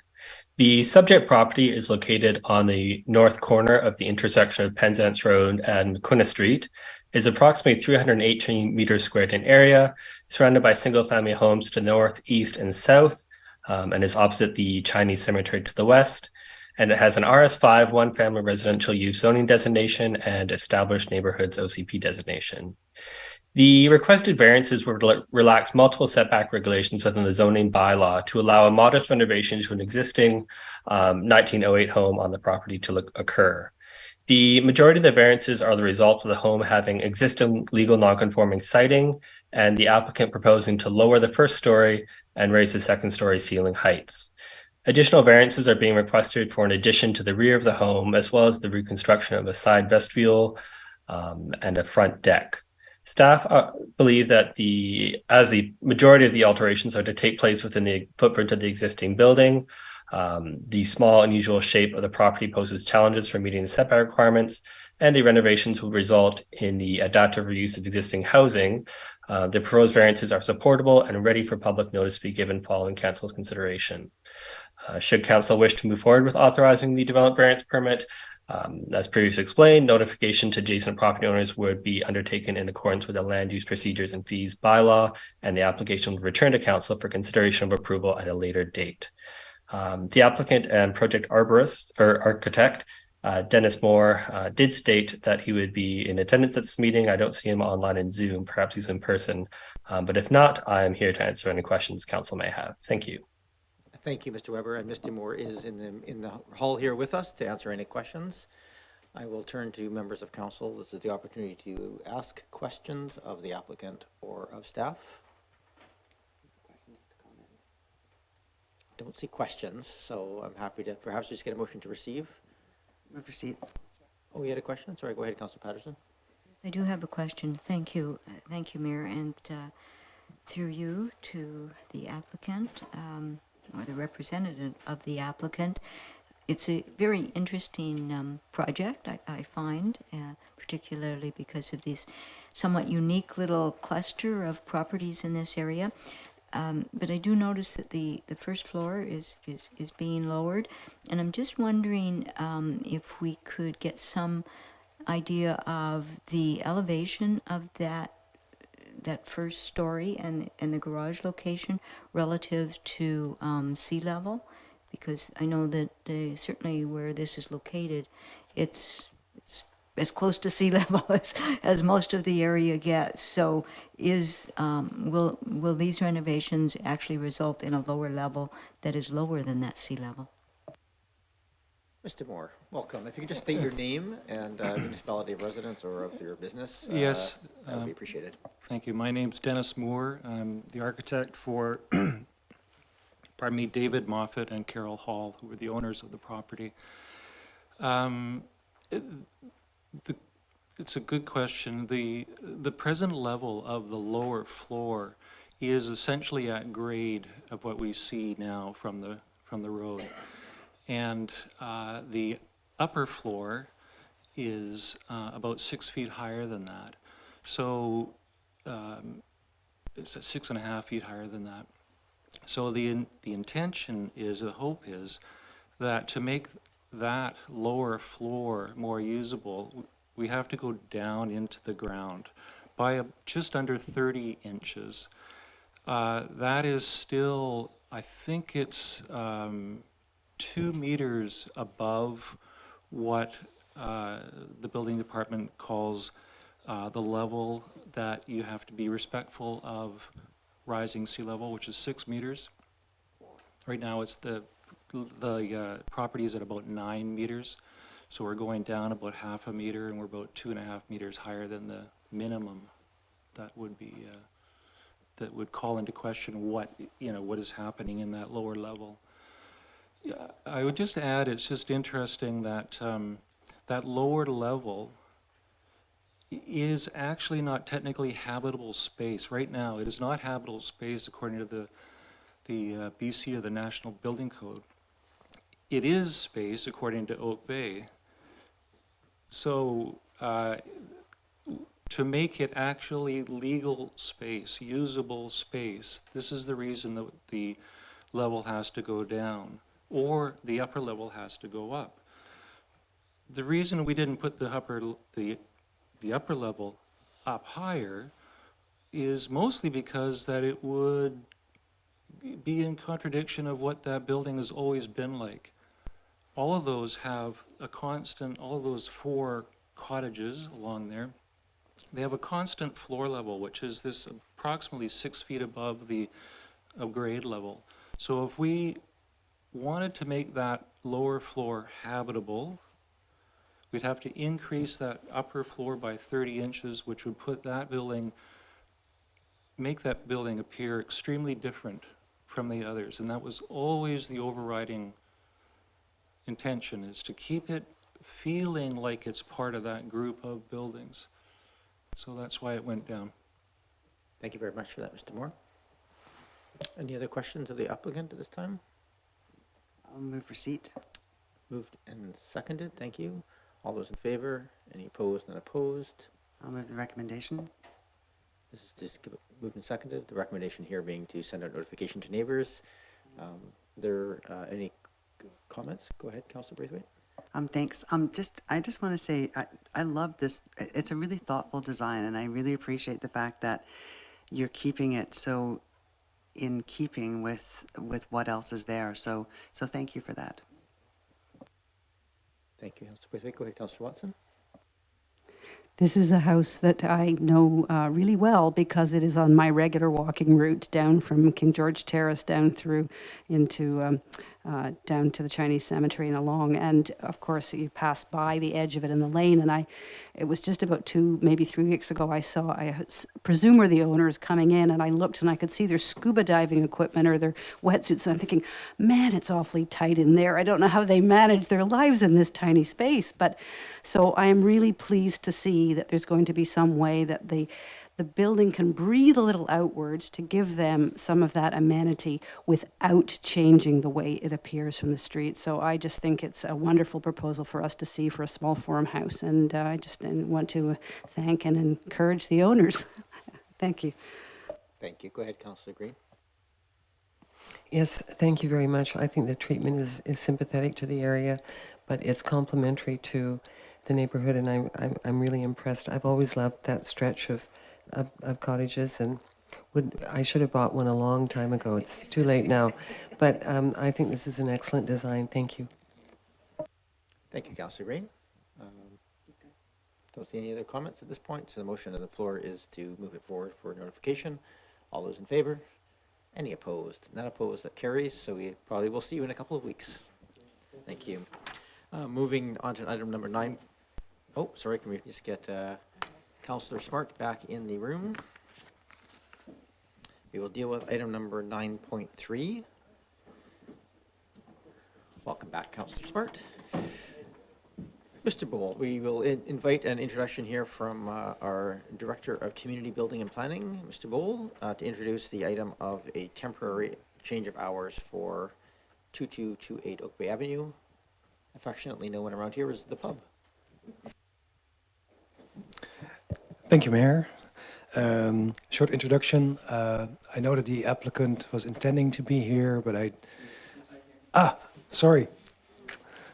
Nice to meet you. And I spoke with you on the phone, so thanks for coming. Anyways, today this application is for temporary changes to some of the liquor license features of the Penny Farthing Pub. an earlier opening for the World Soccer Games coming up shortly, opening at 7 a.m. That is something now that the province has allowed anyway across the board. It was not the case when this application was originally made. And the other thing that council's asked for advice on, which will be passed on to the liquor and cannabis regulation branch, as it's called these days, is changing the start of the liquor service on those days from 11 a.m. to at 9 a.m. Let me see. So the process for temporary changes is that the municipalities are asked to provide comment, and that's then entered onto a portal, and subsequently the LCRB issues the permit or not. It's a bit different from a permanent change, but that's not on the table today. The request has been reviewed by Oak Bay Police. No concerns have been identified. What else? Yeah, in the view of staff, it's tied to that specific sports event, limited duration of 1 month. So we don't anticipate any significant neighborhood impacts. So staff support the application and recommend that council pass a motion in support. Thank you. Thank you for that. I noticed in the motion here, it mentions allowing the earlier opening of 7, and then in the background report, it mentions the liquor service starting at 9. That is the correct ask here? Okay, then we don't need to include that liquor starting at 9 in the motion itself? In the recommendation, it says that. In the second part of the recommendation. Oh, sorry, my apologies. I have the older version of my report. Thank you, Mr. Bull. Yeah, sorry, Mr. Mayor. There was a mishap with the version of the report, so the correct version got uploaded sometime today. It specifically mentions the 9 o'clock start for liquor I see it on my service. electronic version here, sorry. And that's the key one that we need to have input on, because the 7 a.m. reference in the motion is kind of unnecessary by now because of the province's general allowance for that for any pubs in BC. Great, thank you very much for that, Claire. Sorry, and my apologies, it is on here. The applicant is here, so we'll take questions if there's any to the applicant or to staff. But go ahead, Councillor Braithwaite, and then Councillor Green. Councillor Green, did you have your hand up? I did. Okay. Well, go ahead, Councillor Green. You can go first, and then Councillor Braithwaite. I don't actually have any questions. I was going to make the motion. But Motions are always in order. If you wish to make a motion, go ahead. I'll make the staff recommendation. All right. Moved and seconded. Thank you. But then comments and questions are in order at this point. You can come up if we need you, but I have a feeling. Oh, you have a question? Go ahead and ask your question, and we'll have the applicant answer it. Thank you. Am I correct in remembering that, that I've heard on the street anyhow, that Vis-a-Vis actually serves alcohol already at those times? Yes, the 9, not the 7. For about 11 years now. I need you to just state your name and municipality of residence or for the record. Yes, Matt McNeil. I live in Victoria, in Rockland, on Shasta Place, where we have a lot of bucks, let me tell you. But that's for another conversation. Yes, and I am the owner of the Penny Farthing Pub. The question was just, is the current serving times for Vis-a-Vis adjoining the pub at this point? Yes, so just to give it a little clarification, Vis-a-Vis, while it's its own license, it's always been owned by the Penny Farthing Pub. It falls under one roof, under one license. It has since day one. It's a food primary, whereas the Penny Farthing is a liquor primary. And so when we applied for Vis-a-Vis, I think we opened at 11 at the beginning, but for the last, I'm going to say 5 or 6 years, whenever we came back to you, we asked for an earlier a change of liquor license to 9 a.m. just because of Saturdays and Sundays. And in the summertime, people want to sit on the patio and have a Caesar or a mimosa or a pint or whatever. And so for that many years, anyways, and I can't remember the exact year, we have served alcohol from 9 a.m. on the Vis-a-Vis side, and we've never opened on the Penny side before 11. So with World Cup, we think there's an opportunity and a demand. You know, there's lots of demand for watching sport year-round inside the pubs now with everything we can get either at home or on our TVs.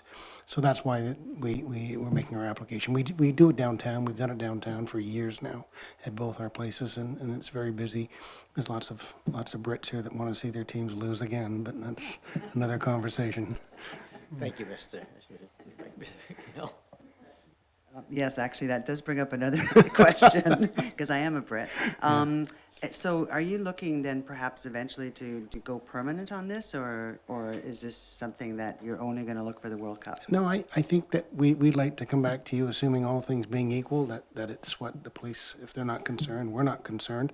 I don't honestly know, because of the games that Canada's time is played in Qatar, and we don't really know how many will really be that interesting to, this community for this particular tournament, but it's a good test of it. And we're getting into that Christmas season where I think people are out shopping and the streets are going to be busy, and the light up's happening on the 27th, and I mean it's just going to be busy anyways. But I think for this particular application, I'm uncertain as to how many people will be drawn to it for this, and yet we hope to, if things go well, we hope to revisit you in the new year sometime and make it permanent. I mean, to have that little wall, we call the passage between the vis-a-vis, and you can see the penny farthing through that passageway. We call that the English Channel, of course, and a little French and a little, and we hope to be able to connect it a little easier in the new year. But Thank you. Any other questions of the applicant? My question was the permanent piece. Councillor Appleton? Thank you, Your Worship. Through you, I was going to inquire with Mr. McNeil whether or not Canada was going to make it out of the group stage. Councillor, I wish I could give you some insight, but we're all just sitting here hoping that they stay. We've had so many injured on the way into the tournament now. I think there's 3 of them that aren't starting anymore. So, but it'll be fun to have them there. First time in 40 odd years. So, yeah. I think procedurally we can't withhold the application based on whether or not Canada will proceed past the group stage. So. Okay. All right, we have a motion on the floor here. Any other discussion? Not seeing any. All those in favor? Any opposed? Unopposed? That carries. And I'll Good move luck with I'll move receipt. receipt of the report. Sure, moved and seconded. All those in favor? Any opposed? Unopposed? Thank you. Thank you, Ms. McNeil. Good luck with the event. Thank you, Your Worship. Thank you all. Nice to see you again. Yes, nice to see It's you. quieter than last time I was here. Yeah. Yeah, it's nice. Took me a few minutes to get used to it. We don't have as many, as big a crowd anymore. They're all Yeah, online. that's nice. Yeah. All right. Thank you All right, again. Thank All right. you.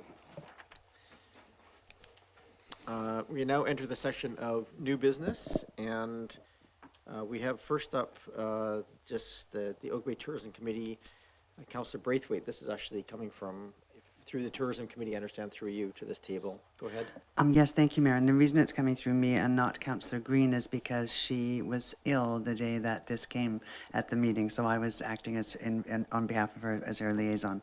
So basically, in a nutshell, for those new members on council, the Tourism Committee, the Oak Bay Tourism Committee receives money that is a tax at the Oak Bay Beach Hotel that is streamlined through the municipality back to the Tourism Committee for spending. So that Tourism Committee then has to give a budget to the municipality, which we have to approve. We approved their budget last year for spending for $150,000. They had a banner year. In July, they had probably they brought in the most number of heads in beds, as they call it, as they have in any other time in their existence. So they're looking at a lot more money coming in, and so they're looking at a way to be able to spend this on an opportunity that came up, which is a commercial to put on television, and so they're looking to increase their funding by $60,000. So because it's a motion, it's a bylaw through council or a recommendation through council, it has to come back to council to increase the spending by that amount. Good, thank you. So basically, the recommendation here is to authorize the spending of that additional $60,000 on their budget. If I can just clarify, that money does not come out of the municipal funds. It's money that is raised by the Oak Bay Beach Hotel that flows through to the municipality back to the Tourism Committee. Thank you very much. Councillor Green? Yes, and my thanks to Councillor Braithwaite for her standing in that day. That was really helpful, and I appreciate this has come forward. I'll just add that this group is incredibly responsible with money management. They do a really good job with their budget. And it is, as Councillor Braithwaite describes, it's in and out. The money goes in, it comes right back out. So they do a lot to promote our community, and so I'm very supportive of the request. Thank you. Thank you. You can make a motion. One of you two make a motion. Go ahead, Councillor Braithwaite. I'll make the motion for the staff recommendation for the increasing the Oak Bay Tourism's budget by an additional $60,000 for 2022. Moved and seconded. Any other discussion on this matter? Go ahead, Councillor Appleton. Thank you, Your Worship. And just a quick question. Is the funds that are earmarked here, have they already been secured? Like, is this already collected in the reserve? Or I can see that there's language in there saying subject to adequate funds. So I'm saying, is this a projection and they're thinking they may get up to 60,000, but if they only got 55,000, then it would be up to 55,000? Thank you. Go ahead, Councillor Braithwaite. Sorry, I don't see our Director of Finance on the call, but what I can tell you is that what happens is they're about 3 or 4 months behind the budgeting that comes through.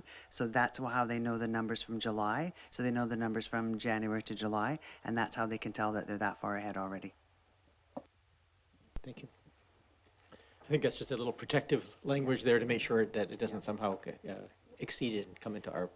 Go ahead, Councillor Braithwaite. I will just add that they already have a carryover of almost $200,000. I don't think there's any risk here. Any other discussion on this? I don't see any, so I'm going to call the question. All those in favor? Any opposed? None opposed. That carries. Thank you for that. And moving on, this is the first for us. I'm looking for a motion to resolve to Committee of the Whole. So moved.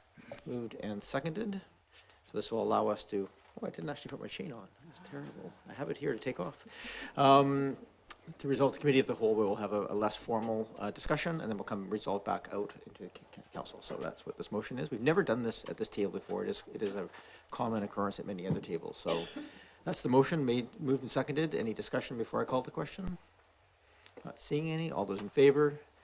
Any opposed? None opposed. Welcome to the Committee of the Whole.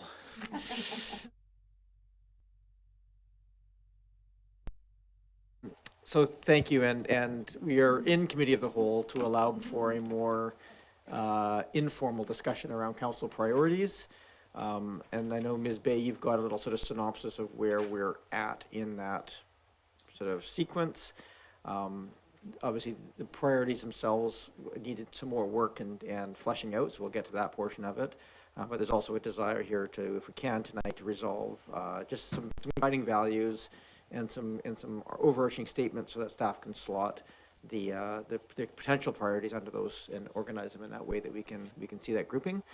So why don't I hand this over to you, Ms. Bay, and you can provide that overview, and we'll come back to have this less formal conversation. Thank you so much, Your Worship.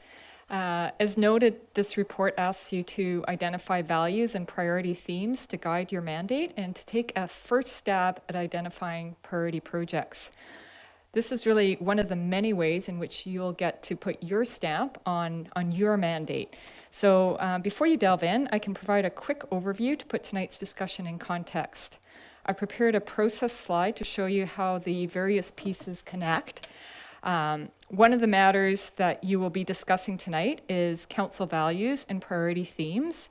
And this is reflected as step 1 on the slide, the upper left-hand corner with the first little yellow bubble on it. It is up to council whether to identify values and priority themes, and if you do, how many values and themes you want to have, and what you want them to be. And whatever you land on will feed into the draft council priority plan. Today, you can also take an initial stab at identifying priority projects. And this is shown in step 2 of the process slide. And attachments 4 and 5 of your report lists projects currently on the books. So that's one potential source of new projects. You can also today start to identify potential new projects, so the ones that aren't captured in your attachments. And you'll see on the process slide that there's, in step 2, it says November 14th and onwards. The reason for that is because today is not your only chance to identify new priority projects. You can also add new projects by reaching out to staff over the coming days and weeks. And in fact, you can identify projects not just now at the start of your mandate, but really throughout your mandate. Each year, there will be formal opportunities for you to review what you've assigned to staff. So it can partially happen through formal reviews prior to the following year's budget process. So typically in the late fall, actually around about this time, each year we'll be back asking you to formally take a look at the priority projects you have in the council priority plan and confirm for us that that is indeed how you want to continue on. You can even identify projects through the course of a year in between formal review processes. So I just want to make sure that the key takeaway here is that today's not your only chance for adding new projects to the list. And regardless of when you add a project, the next step is the same. The next step is that following your selection of a project or your identification of an interest in a project, the next step will be for staff to identify the financial, staffing, and other implications associated with the project. And that's reflected in the process slide as step 3. And then once you have the information on the implications, you can then decide whether to resource the project. And that's reflected as step 4. And once the project is resourced, step 5, the project will then be listed in the council priority plan. So we'll take some of the early input that you provide us through the vision, values, themes, and add to that the funded projects when we get to the council priority plan. And that's really where we move from the council priority setting phase to the project implementation phase. And that's represented on the slide with the different shading, the grayish blue to the right. And before staff start work on projects listed in the council priority plan, we will return to you with planned project details, and that's reflected in the diagram as step 6. And at that stage, staff will bring you a proposed approach to budget, timing, community consultation. Those of you who've been on council before will recognize that as what we call the governance review stage of the document, but it is essentially yes, you get past go now. You can move on the council check mark before we move on to project implementation. And it's only once you approve the project details that the work on the project begins. And then once we get to that point, we come back regularly with progress reports, formally at the Q2 and Q3 points, where we'll bring back a priority or a progress assessment on each of the projects in the council priority plan. So regardless of when you add a project, the process begins with you, it's overseen with you, and you determine when that process ends. You determine when the project is done. So that's, in short, how a council priority project or a council priority becomes a project. Today is an important first step in communicating to staff your initial project ideas, but it's certainly not your last opportunity. So to briefly recap on next steps, from here on, the process will be as follows. We will be back in December, and at that time, we will bring you a list of the project ideas that you've shared to that point.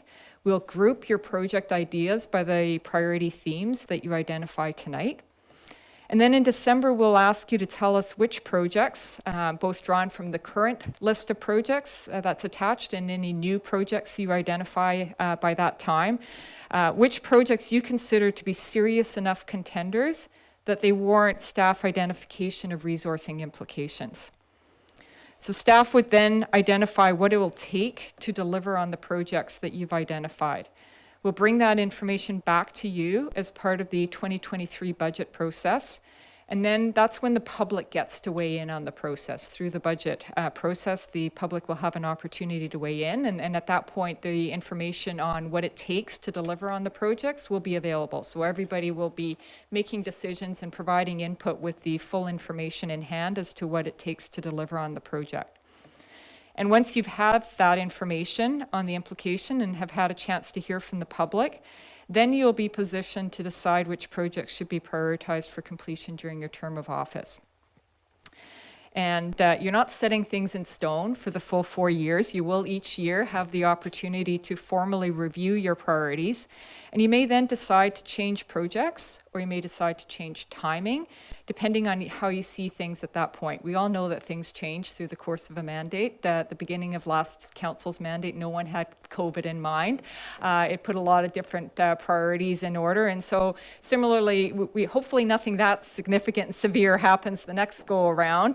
But if it does, or something else happens, it's not all negative. Sometimes fantastic grant opportunities come available, or someone comes up with a fantastic idea of a great new project to tackle, and you're not locked in at that point. You can contemplate how you wish to take advantage of opportunities and respond to any crises that come up.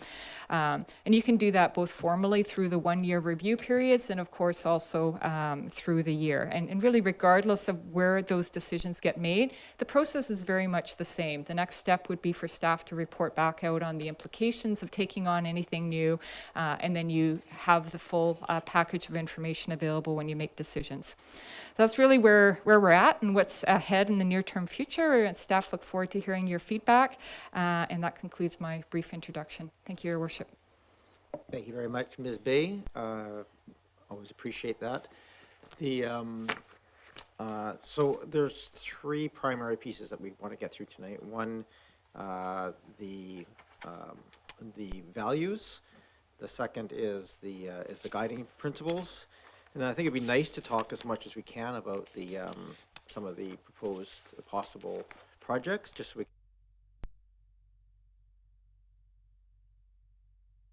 with more details later for more thorough consideration, as we sort of, it's always good to have ideas, and then of course there's always the cost and time and stuff, impact and stuff that comes with that. So with that, I think what I'd like to do is just tackle the values first, then the priority, what do we call them? Sorry, the priority themes, and then hopefully we can get through those two and fairly expediently, and then we can get to sharing our lists and thoughts on some ways of areas that we might want to be looking at. And I think that conversation will not be, as Ms. Bay stated, going to be the final list. I think we'll probably go away from here, and some of the discussion will trigger some thoughts about maybe there's some interesting things that might come out of that, or some ways of grouping those, or what have you. So council's amenable. Let's do that. And thank you, Ms. Bay, for the background pieces on these. You have the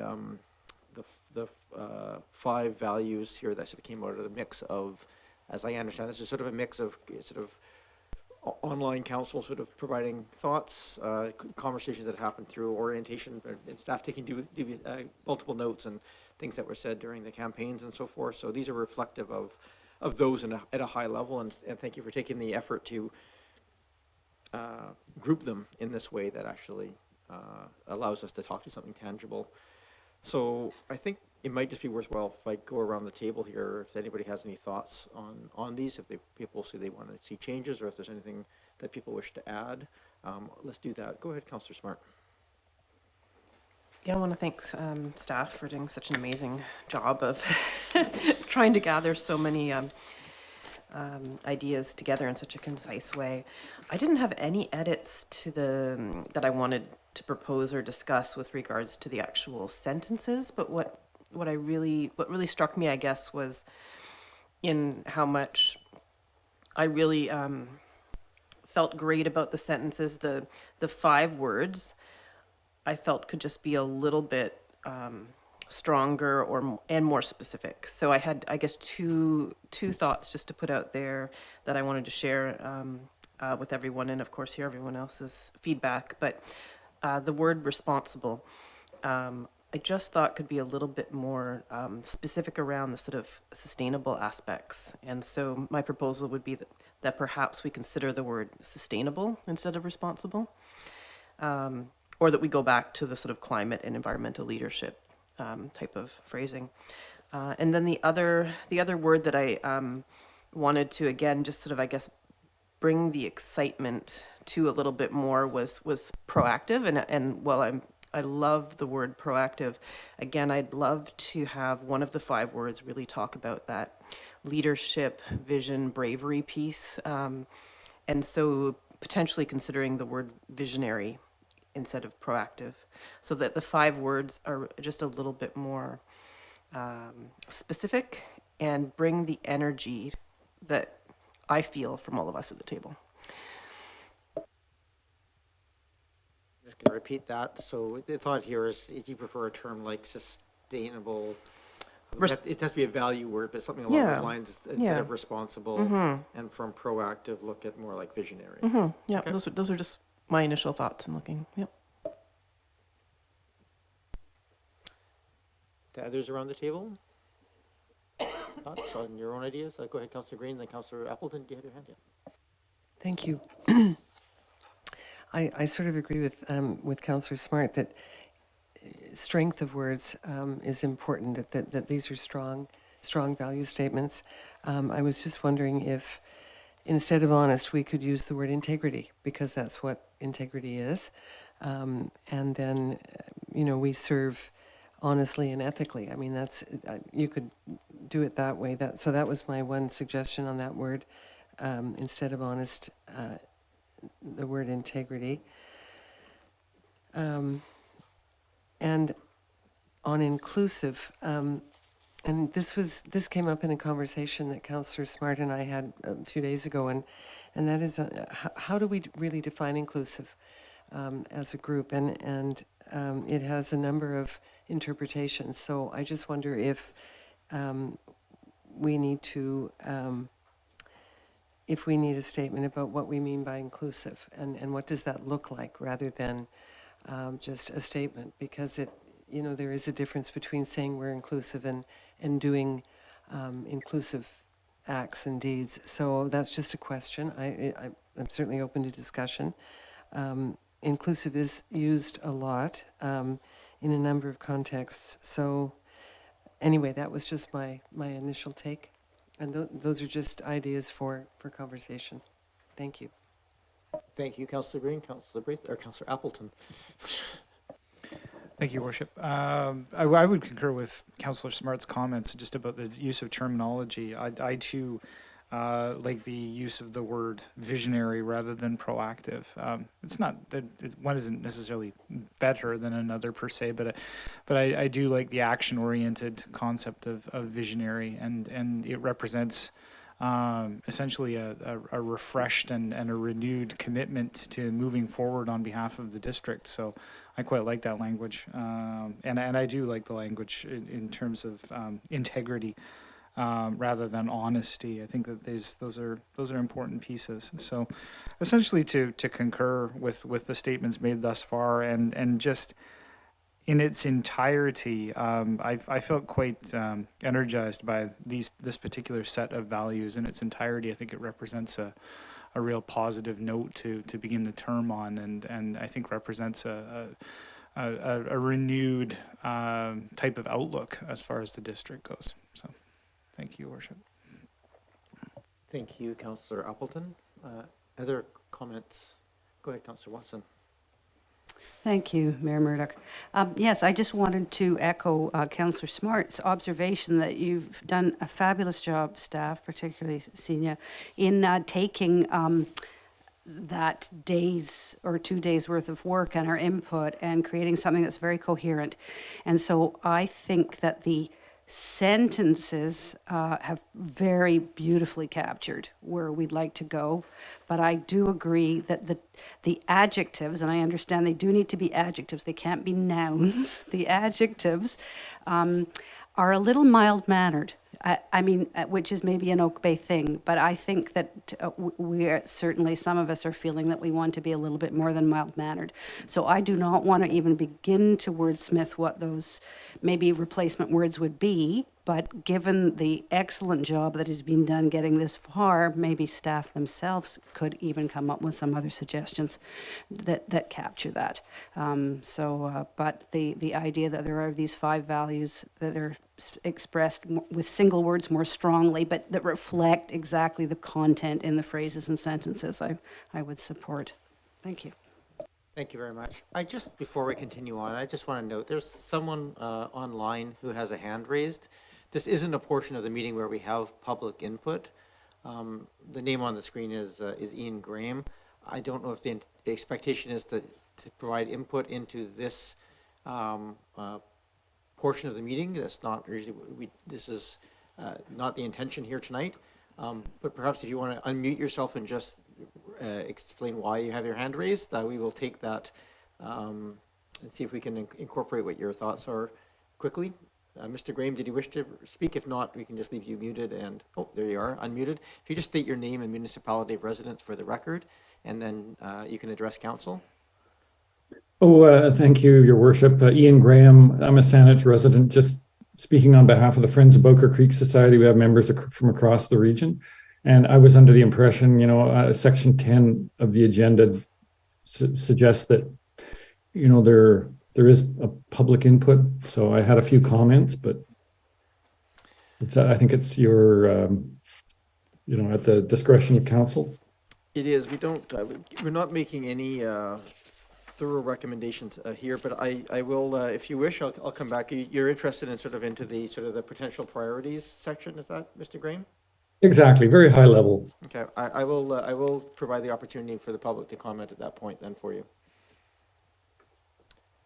Thank you. We'll come back to this table. So I've heard from 4 members of council. Any other comments that people wish to make? Go ahead, Councillor Patterson. Yes, thank you, Mayor. And I also appreciate certainly this preliminary work that has been completed by staff. I guess I do have some confusion in my mind. The last council's inaugural meeting in the first strategic session we did, I stated that I thought it was very important to anchor the believe that is something that we need to gain clarity of, and I think that the values that have been laid out have been captured succinctly from what was shared in our orientation sessions. But I have also, since that time, staff sent us registration information about a responsible conduct course that for officials, and it is a joint initiative between the province, UBCM, and LGMA. So I actually took that very quickly because it relates to all of this. So I wanted to see what it said versus what we are saying here. And there is a little bit of different use of terminology. So some of the values can relate to how council conducts itself, and some value statements relate to what the values of the community, the greater community, is in developing the vision and the mission and the value statement for doing the actual business of council. It seems like we've merged some of these issues, so it might be helpful for staff to look at that course and take the sections out of it, because they have terminology that might be useful, that we use cohesive terminology for when we're bringing this together. And I guess in looking at this, the assumption is that we will still go with the mission statement that is right now reported in the annual reports, and just the official community plan vision statement is, I don't know if that's, we did them quite rapidly the last time, and they are just directly out of the Local Governance Act. And I don't know if the intent was also that we would actually develop a more fleshed out thought process on what we, what we wanted to do to actually have an anchoring vision and mission and values statement. I know certainly that for Oak Bay, the Latin motto is happiness under the oaks, whereas say Saanich is serving the people. So it's a very different context, and I think that these are important philosophical things that we we need to anchor. So at this point in time, I'm looking at what we are doing on the values is more of how council is conducting themselves rather than what our value statement is to the community as a whole. Is that, am I? That is certainly the way it's worded right now, is that similar to other boards that generate value statements or values that guide council's behavior, but ultimately the whole district's behavior, right? Though, you know, these are reflected both in the staff work and the council. As an organization, we're trying to establish those organizational values would be how I read this, as opposed to, you know, a value statement of what we value for the community.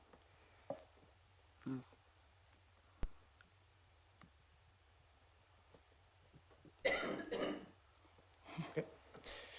No more comments? That's fine. Councillor Braithwaite, did you want to add anything onto this? Actually, no, just to say thank you, and I would agree with Councillor Watson that I love the sentences, and perhaps we just need to, you know, tweak the adjectives just a little bit. When I was making my little notes here, I thought respectful seemed to have stuck. And I think there's a few people mentioned that integrity is a stronger word than honest, or and seeing some nods around the table. The question around responsible and that wording, I think, is probably needs a bit more discussion.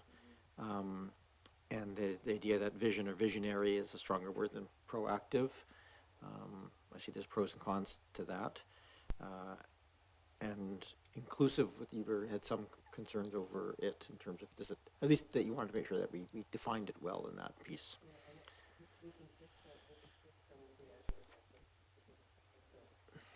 We can fix that within the sentence. Thank you. So I'll give my 2 cents. I tend to agree with those. I think that integrity is better than honest, respectful, excellent. I actually kind of like responsible because it kind of just is really core to our actual requirement as an entity, both from the staff perspective being responsible and the council's responsibilities. We have a lot that are thrust upon us by the province.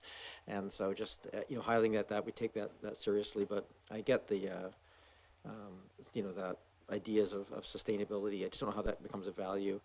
I like the idea of vision over proactive, although proactive has its own merit as well in that it means that we're not standing by, and it can be not just, you know, us leading on visionary things, but also just on being proactive in terms of being in front of our finances and things of that nature. And from an inclusive, I like the word inclusive. I think it's a really important part of this year's term and the values that we bring forward. So if there's a better term, I'm happy to listen to it, but I think I thought they captured, to my mind, and the sentences. The only thing that I will say in the sentences was the under the proactive was the last, even in the face of resistance. I think I get the intention of that in terms of not swaying to the whims of the public on any given issue. I also think it can be seen as sort of not listening to people if they read it that way. So I think we have to be a bit careful with that phrasing. That's the only other thing that kind of jumped out at me. So there's my 2 cents on this piece. So nobody's jumping up and screaming that this is horrible, but we also need to give it'd be very nice to resolve these for the evening and move it forward. Go ahead, Councillor Green. Thank you, and thank you very much to Ms. Bay. I was remiss in acknowledging the work that pulling all of this together. It was really well done. I just have a couple of ideas, and I'll leave them with everyone. I like the word visionary, and I thought in that sentence you could add, we are proactive and visionary leaders. That was one suggestion. Inclusive, I agree, it is an important word, and just to strengthen it, we value differences. We embrace diversity and collaboration rather than recognize. Recognize is a passive. To me, I would like to see a stronger statement. So we embrace diversity and collaboration as sources of strength, champion inclusive deeds and attitudes. So both actions and attitudes, or actions, whichever. So it's not just about an attitude, it's about walking the talk, essentially. So those are my ideas. Thank you. Thank you, Councillor Green. Go ahead, Councillor Watson. I just did want to say that in terms of supporting a nice parallel structure, we do need to make sure, I think, that each 5 of these words are adjectives. One of the ones mentioned was a noun, and then you get this funny thing. So the word integrity is a noun, so something, it would have to be an adjectival phrase or something to make it work there, because honest is actually an adjective. Anyway, I'm sure there's some way to do that gets the sense of integrity across, and with a large thesaurus, I'm sure there might be other words that do the trick. Sorry. I had the same problem, but integrity is such a powerful word because it means so much at every level, right? The expectation here is that everybody's doing their job with that kind of level of integrity that is different than just being honest, right, on things. So I don't know what the right answer to that one is either.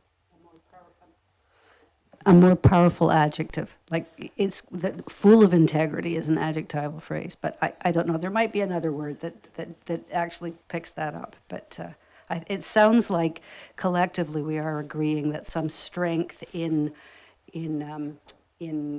language supports our sense of the values that we would like to display in our behavior and our leadership. Thank you. I'm watching the changes that are going on the screen there. So we have sort of integrity / honest as a piece, and you've got in conducting business, dependable, honest, and tying into the sentence. So I appreciate that. Go ahead, Councillor Appleton, you had a hand? Thank you, Worship. I was just wondering whether it might be appropriate to, in terms of gaining approval for the item, whether it would be appropriate to put forward a motion to approve the council values presented here in principle, and while incorporating some of council's discussion around this table, and review potentially a revised version by staff at the next meeting. Is that the appropriate mode? Yeah, so what we're going to do is we're going to have 2 parts to the motion. One will be, three. We'll receive the report. We'll approve the values that have as listed or as close as we can for return, and then we'll move that these recommendations be referred to this evening's council meeting. So when we come out of the committee of the whole, we can approve them at the council table. I'm not sure if we need to do that if we can't get to final decisions on the words. So I just want to, I will get direction on that piece, but certainly the recommendations can come out as we need to tonight.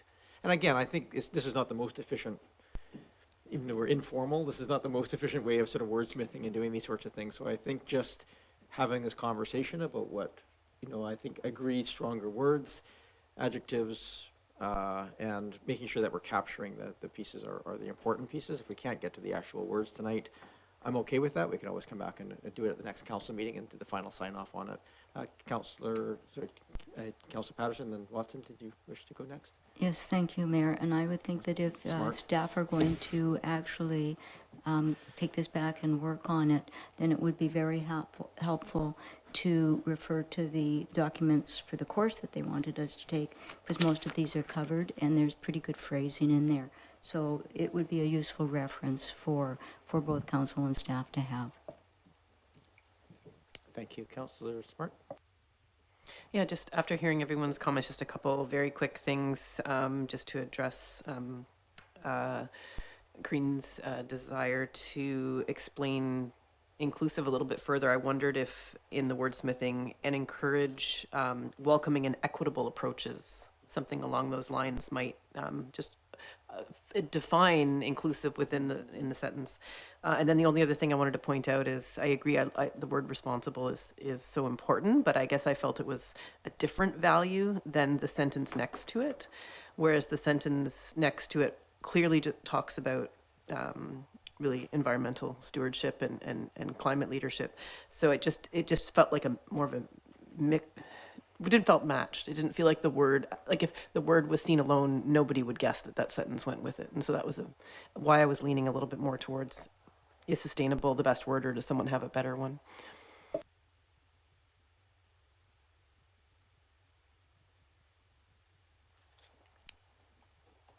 An excellent question. I had sort of had some of those priority themes come back into some of those I had to come back to. defining some of those pieces, because the stewardship and so forth are part of that, but they're part of that responsibility, but yeah, those pieces. Go ahead, I'm gonna go to Ms. Bay before I go back to other people here, since you're the one desperately trying to capture what we're saying around this table. Thank you, Your Worship. So, as has probably been surmised, I did my best to try and capture council's thoughts as communicated earlier, while also trying to maintain some consistency in whether we were dealing with adjectives or verbs or nouns, and often I was really striving for a word that was most of them were adjectives, the ones you've selected, and so I struggled with integrity because it wasn't in fact an adjective, and I couldn't find an adjective that reflected that. But as I'm hearing this discussion, I'm sensing that there is general agreement on, with a few tweaks on the statements, and where maybe their struggle is on the single individual words. There's nothing saying that council has to have single word descriptions. If you're happy with the sentences, you could go with the sentences, and we could go with selecting the most appropriate verbs. For example, there is a line of thought out there that verbs are action oriented and are actually more appropriate value statements than adjectives or nouns that tend to be a little bit more passive in terms of language. So one could pick up, for example, we are visionary, but you'll see that the statements there, I've tried to pick out consistent verbs to supplement, because as you're struggling, I also struggled to find those words, those single words that I thought appropriately captured all of council's sentiments. And maybe it's too challenging. And so I just want to put that forward as an additional option for council to consider, is to not have a single word.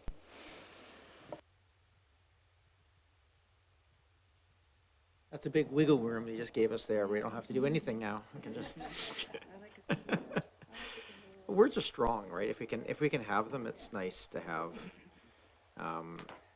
And you know what, this work, I've gone through facilitated systems of values, and it can take a long time to kind of hammer down the words into something that pieces. The funny thing here is I think we're in agreement with the statement here, and the words are causing us a bit of an issue. I think if we can come up with a verb, like we just change them all to verbs: integrity,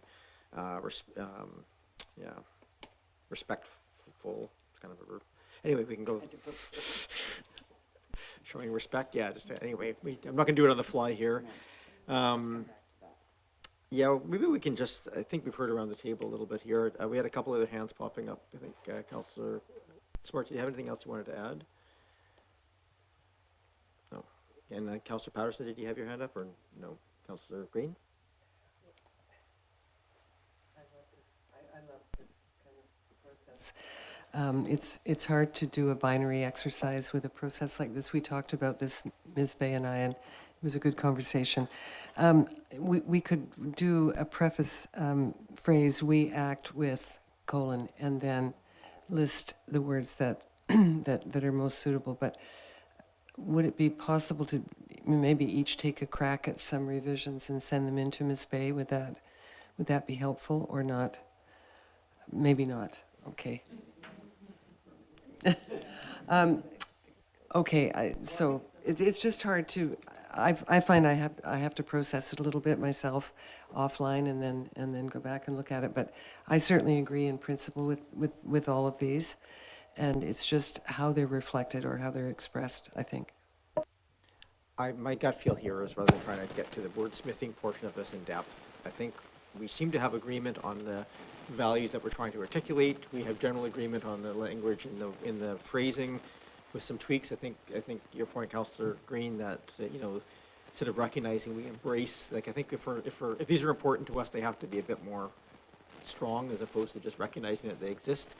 So I think that kind of small tweaks, we pretty much have the key aspects.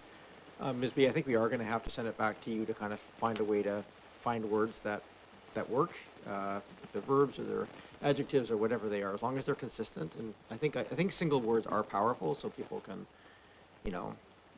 then I think those are, like, if, as you say, if we serve with integrity, or we highlight the integrity, the respect, the responsibility, et cetera, we can probably do that in a way that works grammatically without making the OCD amongst us crazy. then I think we can do that. So I'm kind of prone to look for a motion to kind of move this back to probably to, now Mr. Coates, I'm going to ask for your direction on this one. If the motion here is to give this back to staff to refine and bring back to another council meeting, next council meeting, so we still have to, that these recommendations be referred to this evening's council meeting so that we can actually give that formal direction to do that additional work. Is that how we'd make those motions? Your worship, through you, that's exactly correct, yes. And just while I've got my mic on, I do have a motion that I drafted that was along those lines. If you'd like me to share my screen with council on that and see if that might capture the intent. We'll do that, but first I'm going to get a motion just to receive this report, so we have this out of the way and moved and seconded.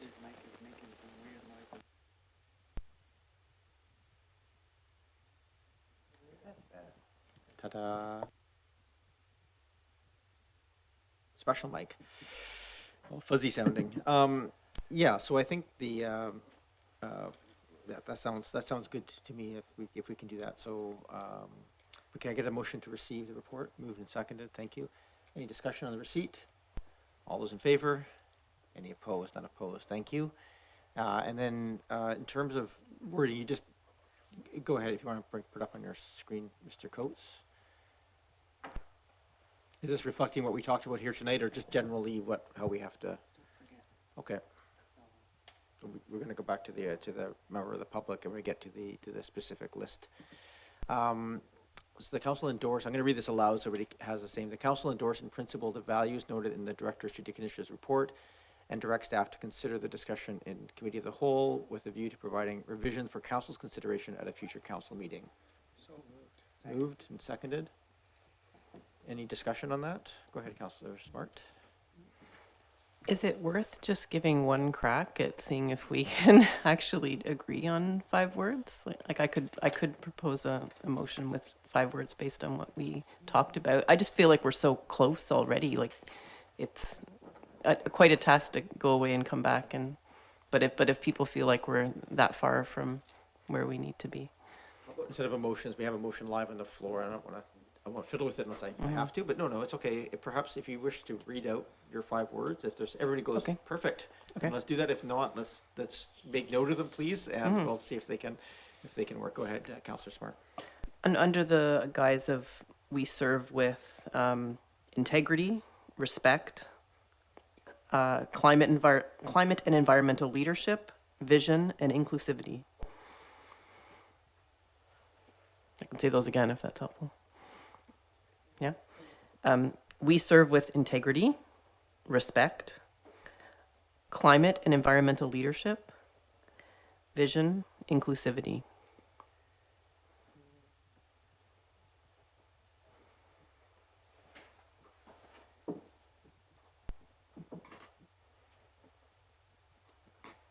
I'm looking around the table. I think that's very close to where we're going to end up on this. I just don't know if that's the we serve with is the right answer to the piece personally, but I think it may be where we have to go at the end of this. I don't know if you're capturing exactly, I think, what we talked about at this table. So I love the phrasing. Go ahead, Councillor Green, and it's kind of odd having a discussion around a motion. We have another motion, but I'll just allow it because we're informal. No, I was just going to ask Councillor Smart, could you repeat those one more time? Thank you. I was just writing them down, and I think I misunderstood or missed one. Thank you.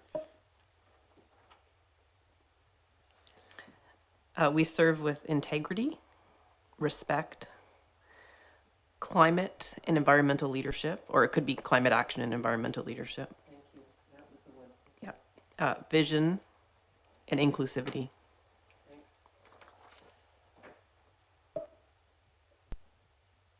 I don't think you can use action in that. Just grammatically, it would drive me crazy. I think. Go ahead, Councillor Braithwaite. I think you're right. I think we're close, but I'm not sure if that's exactly it yet. And I don't know if we do want to say we serve with yet. I'm not sure on that. So I would still prefer to have staff have another crack at it, personally. I will say, Councillor Smart, that I feel like those are the right sort of words that we're landing on, so I don't have any objection to that in principle, but I would like to have it with that, with the sentence that we can actually approve at the end of this. Councillor Watson and then Appleton.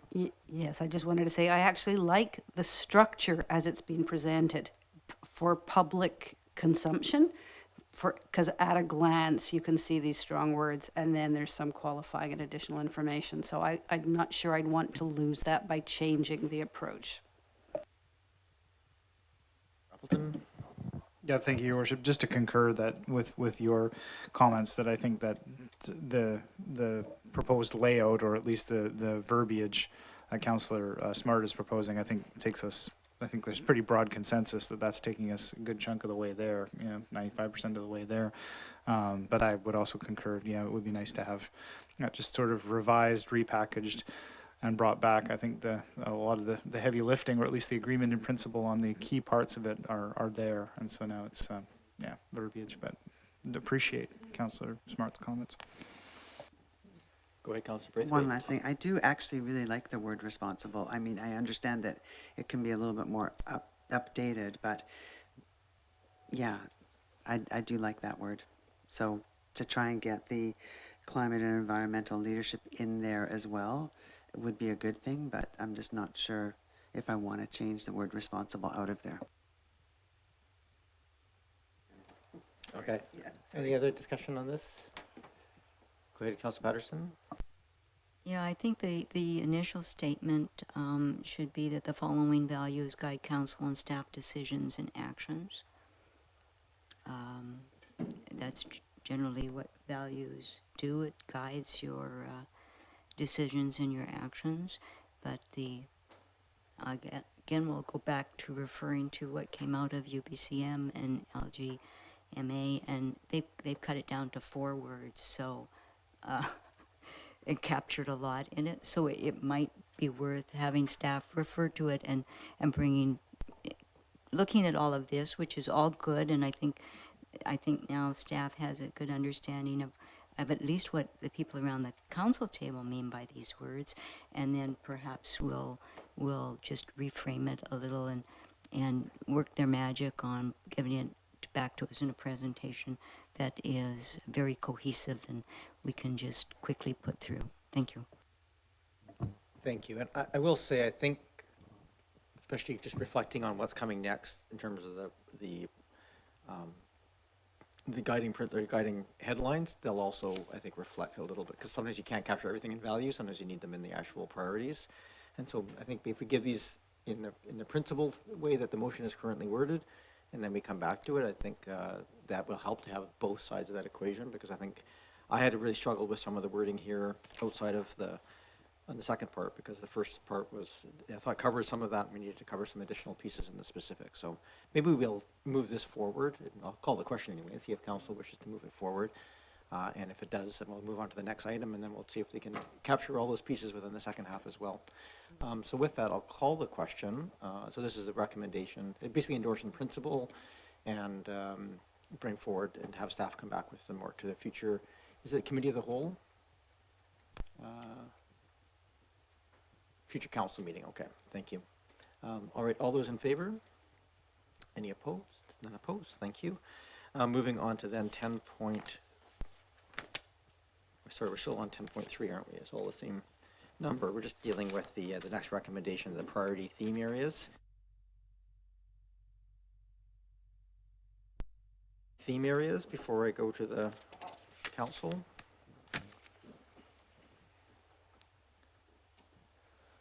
Sorry, I just asked you a question, Ms. Bay. No, okay, we're okay on this one.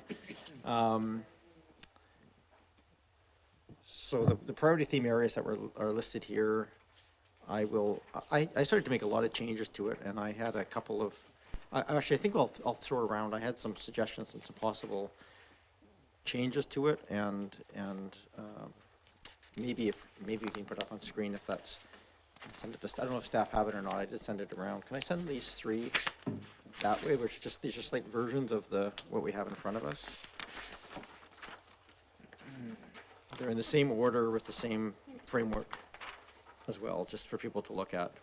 We're trying to find ways of coalescing it a little bit into simpler statements. And I think if you don't mind, I'm just going to give a quick explanation of why, if I can find my notes, very, very quickly. If you sort of compare what was here and I just circulated to you, and the first one is really just simplification, just taking away the brackets and things of that nature to make it really clear that we want to create diverse housing. So enabling it as opposed to supporting it and the creation.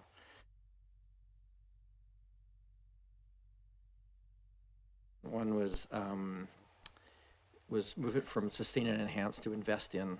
So we're actually looking again at looking at investing in our infrastructure, facilities, and natural assets. Third was moving from advanced to supporting low and no carbon transportation. I just had looked at that at low carbon and accessibility focused transportation options.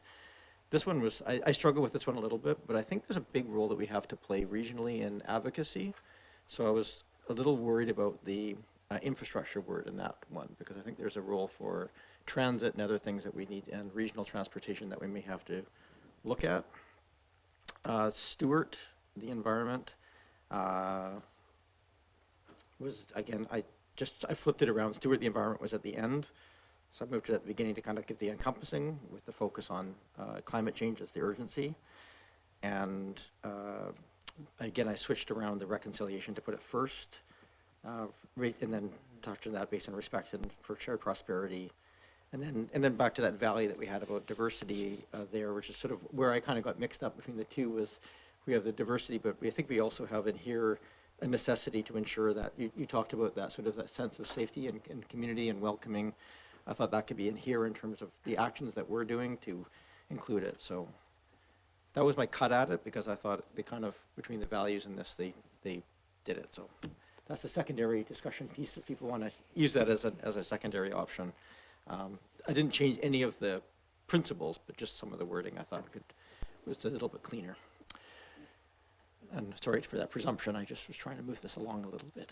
As I was going through it, it was the wording. I was like, oh, I just think there's got to be a better way of saying this. So both are on the floor here. Anything you people want to talk about in this format? Go ahead, Councillor Green, and then Appleton. Thank you very much, and I really I really like overall the changes you've made. They're really helpful. I just wanted to suggest that you might want to add advanced truth and reconciliation, because that is the common, TRC is the common acronym, and I think that the truth piece is important. What else was I going to say to you? No, I think it's a better cut at it, I think, as much as, and I really appreciate the work that Ms. Bay did, but I think this is clearer in some ways and more more active, sort of action-oriented rather than passive again. And I think that's important, that as long as we're not using passive verbs and that we really imply or express that we are serious about acting on these issues. So thank you. Just thank you for that. And I will say, I think because these are related to the projects, we're slotting projects underneath them. I think it's helpful if we think about what we're actually trying to achieve in these pieces in this term. So anyway, Councillor Appleton. Well, thank you, Your Worship. Yeah, I appreciate the revised language. I would say that that I would agree with sort of the rephrasing on items 1, 2, and 5. I don't support the revised language on items 3 and 4. You made the point of saying, and I agree with you, that the original language is support creation of diverse housing in the first one, but then in the third point it would change that from advance to support, which I in my view, the key element in point number 3 is advance. Advance is an action-oriented term that says we will take action to do these things, which means that we need to invest and take action in those things. When it comes to active transportation options, and first of all, I don't I understand the mode to simplify and the interest in simplifying, but I'm not in support of losing the specific reference to active transportation infrastructure in the third point. Supporting active transportation and low carbon transportation options is broadly, I think, has been broadly accepted. I think the issue is that there's lots of support for doing that, but what are we actually doing about it? So I prefer the original language on point 3 to advance low and no carbon transportation and the specific reference to active transportation infrastructure. I guess you could take out the last component about supports individual and community well-being if you wanted to shorten it up, but that's my view. And similarly with the fourth point on... If I may interrupt you briefly, Yeah. Councillor Appleton, this is the one I struggled the most with because I think those are important pieces. And the only reason I use the word support, and I don't know it's right, I'm just throwing it out there, was just because I saw there were some advocacy pieces there that was a little, that may be outside of our control, and then but that's, I'm not arguing with you on those ones. I just wanted to share that background. Yeah, I appreciate that. Thank you, Worship. I think with this component, as you just referenced, kind of moving from the overarching, sort of values piece into the thematic piece, I sort of, in my mind, want to move to the frame of mind of the action component, the actual doing of, and the actual assigning of work plan items under these things. And so support, I guess it depends on what level of granularity you apply to the priority themes. So I don't think there's necessarily a right or wrong answer, as you say. My preference would be for the more action-oriented language in terms of advance low and no carbon transportation. That's my preference. And with respect to steward, similarly to the original language being mitigate, adapt to climate change, and steward the environment, rather than basically the reverse, steward the environment, mitigating and adapting. Same concept in my view, that mitigation and adaptation are concrete work plan items or initiatives that we will put forward as a district, things that are within our aegis and within our power to take action on. So, and we will be forced into needing to invest actual resources and take action on projects to mitigate and adapt immediately. So these are things that will be forced upon us, essentially. So in my view, anyway, again, it depends on what level of granularity you apply to these things, but I prefer the language of mitigating and adapting first because it relates specific to projects that we will undertake as a community. But as far as points 1, 2, and 5, I think those are reasonable changes. Thank you, Your Worship. Appreciate that. 3 out of 5 reasonable changes. It's 2 out of 5 unreasonable ones. No, there's no ego attached here. I was just trying to brainstorm some ways of simplifying that, and I take your points. They're very well made. Other thoughts? Go ahead, Councillor Smart and then Patterson. Yeah, I do appreciate trying to bring some clarity to it and simplifying it.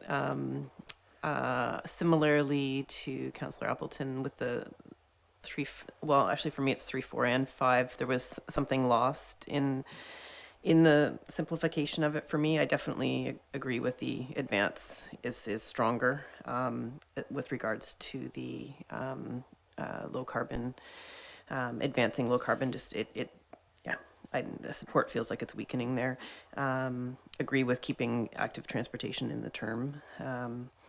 And with number 4, I didn't, especially being in the climate crisis right now, like switching those two, like I think it's just not as strong. I was actually going to suggest that we add the word proactively mitigate and adapt to climate change to add the same kind of energy to line 4.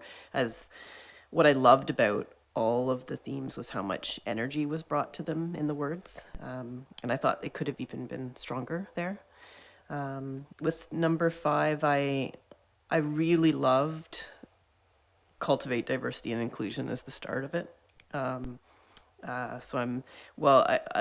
would love to see even a potentially separate theme for reconciliation. I don't want to downplay how important reconciliation is, but I do think that cultivating diversity and inclusion was such a strong start to that theme that I really, really loved that. So I'd be sad to see that go as the beginning of that theme. My only other point was just with regards to number one, that I think it was so important to include affordability in that theme. And also, I think, to the aspect of in the context of climate change. So I would hate to lose that information.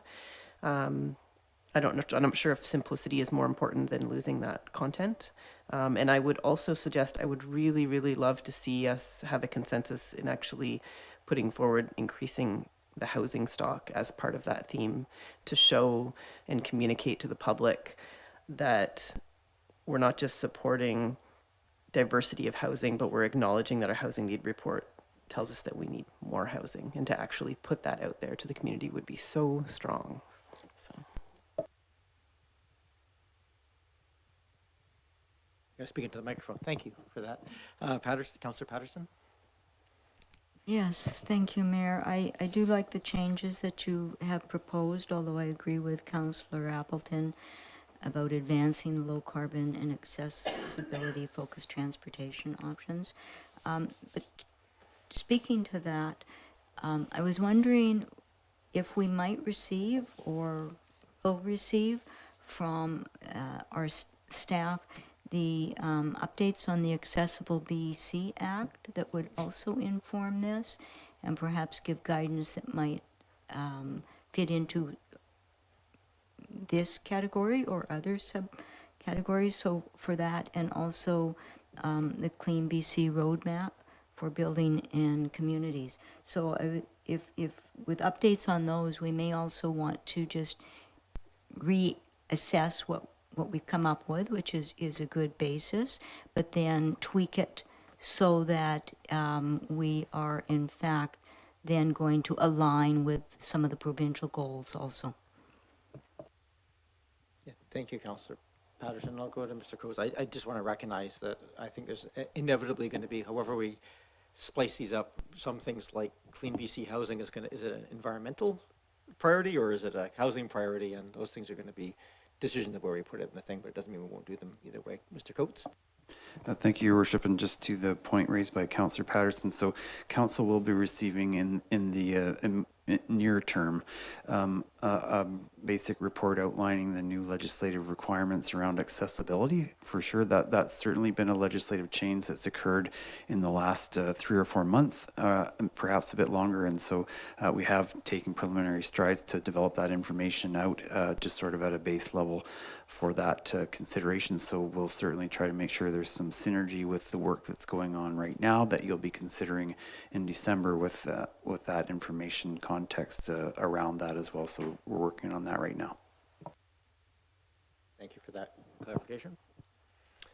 Go ahead, Councillor Watson and then Councillor Green. Thank you. I just want to start by saying that it amazed me again when I looked at this attachment 7 to see that in that couple of days' work that there was a coherence emerging quite quickly about how we felt as a council we should set our priorities. So again, we're having a conversation about how to make language stronger or bring certain things to the fore, and perhaps we turn back to staff again for refining that. But there is one thing that I do see as missing somewhere in here. I just want to go back to attachment 3 that Senior Ms. Bay put together, which kind of grouped the things we'd been talking about. And the thing I feel that is missing, not necessarily as an item on its own, but reflected in our priorities, is the concept of livability and quality of life, which definitely came out, I think, for me when I was meeting residents and electors during the campaign period, and that they are looking for council to enhance their quality of life and the livability of Oak Bay. And I don't think that's a priority on its own, but it's a result of the activities. So I just wanted to suggest that somewhere in one of these priorities that language gets elevated a bit. I'm not going to suggest which one necessarily, but anyway, I'd like to just put that on the floor and see what my council colleagues think about that. Thank you. Thank you for that, Councillor Watson. I thank you for noting that. it was a fairly strong discussion piece, and I think it deserves it. It may fit under the invest in, that those investments in livability and, I think, because I think there are some things, that will come out as we go forward, but, just in terms of supporting community events and cleanliness and all sort of pieces that make the place livable that won't fit under some of these other ones, if it's not in there. So I would suggest probably first glance under number 2, but we'll come back to that a little bit. I have Councillor Green next. Yeah, just a brief suggestion in the last in the last statement that you add and ensure a sense of belonging and community.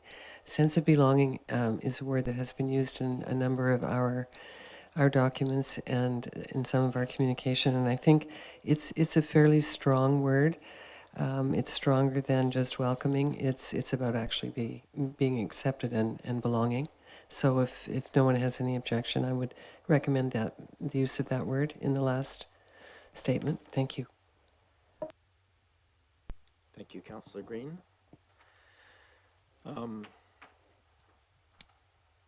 So again, I think staff have done a great job of sort of capturing the overall piece of this, and we're down to specific words. Here's the kind of notes I took as people were talking on this one, and I probably didn't get them all, so catch me if I'm missing.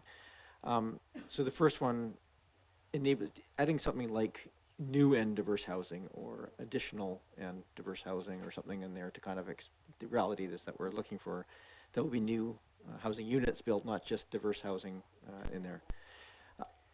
Yeah, and the affordable piece, I guess that's probably one we have to just sort of figure how we word that, because we have to be reasonable about what that means, and it certainly doesn't mean that we're going to have a hard time in the context of the affordable housing context, right? It's something we always struggle with. Go ahead, Councillor Braithwaite. To me, affordable falls under responsive to current and future community needs, because to me, it kind of falls under there. So I don't think we need to actually say the word affordable, because that would be responsive to what our current and future community needs would be.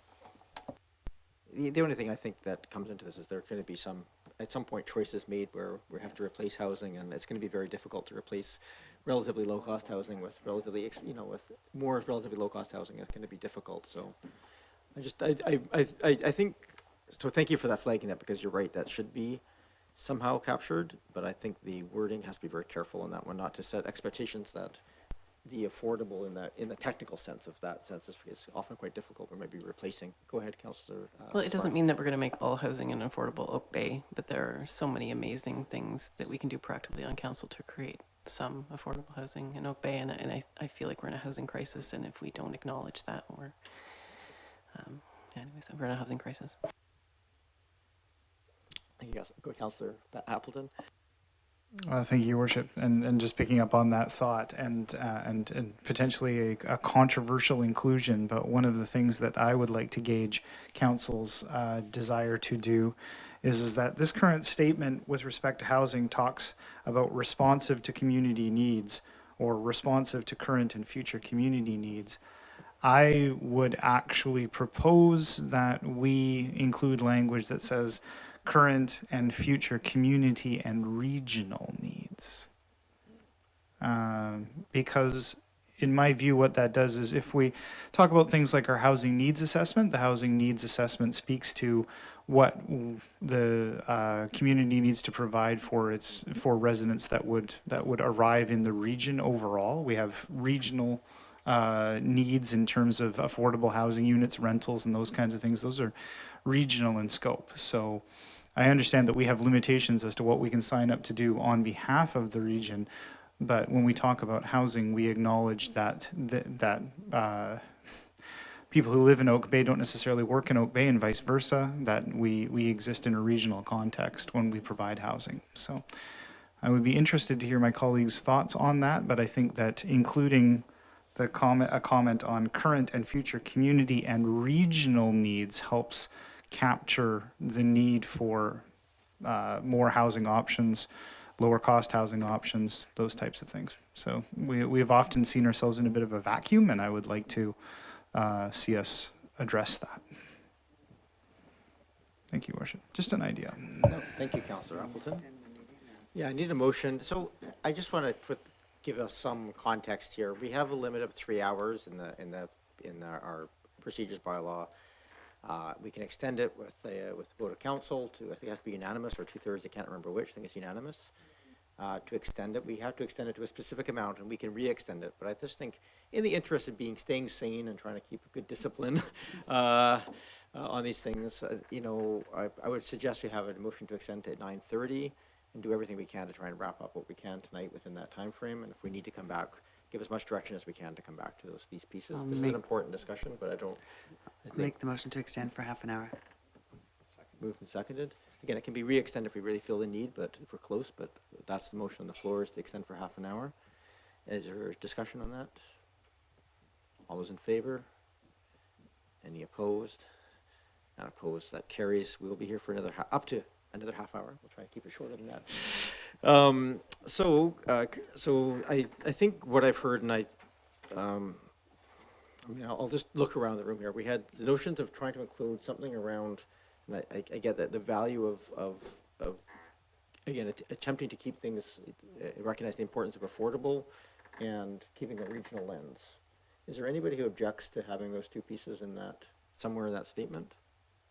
Sorry, I missed the second part. So, yeah, sorry, you stepped out for a second. Was the idea of affordability and regional. So just like it says, it talks about future of community and regional needs. So just in that context.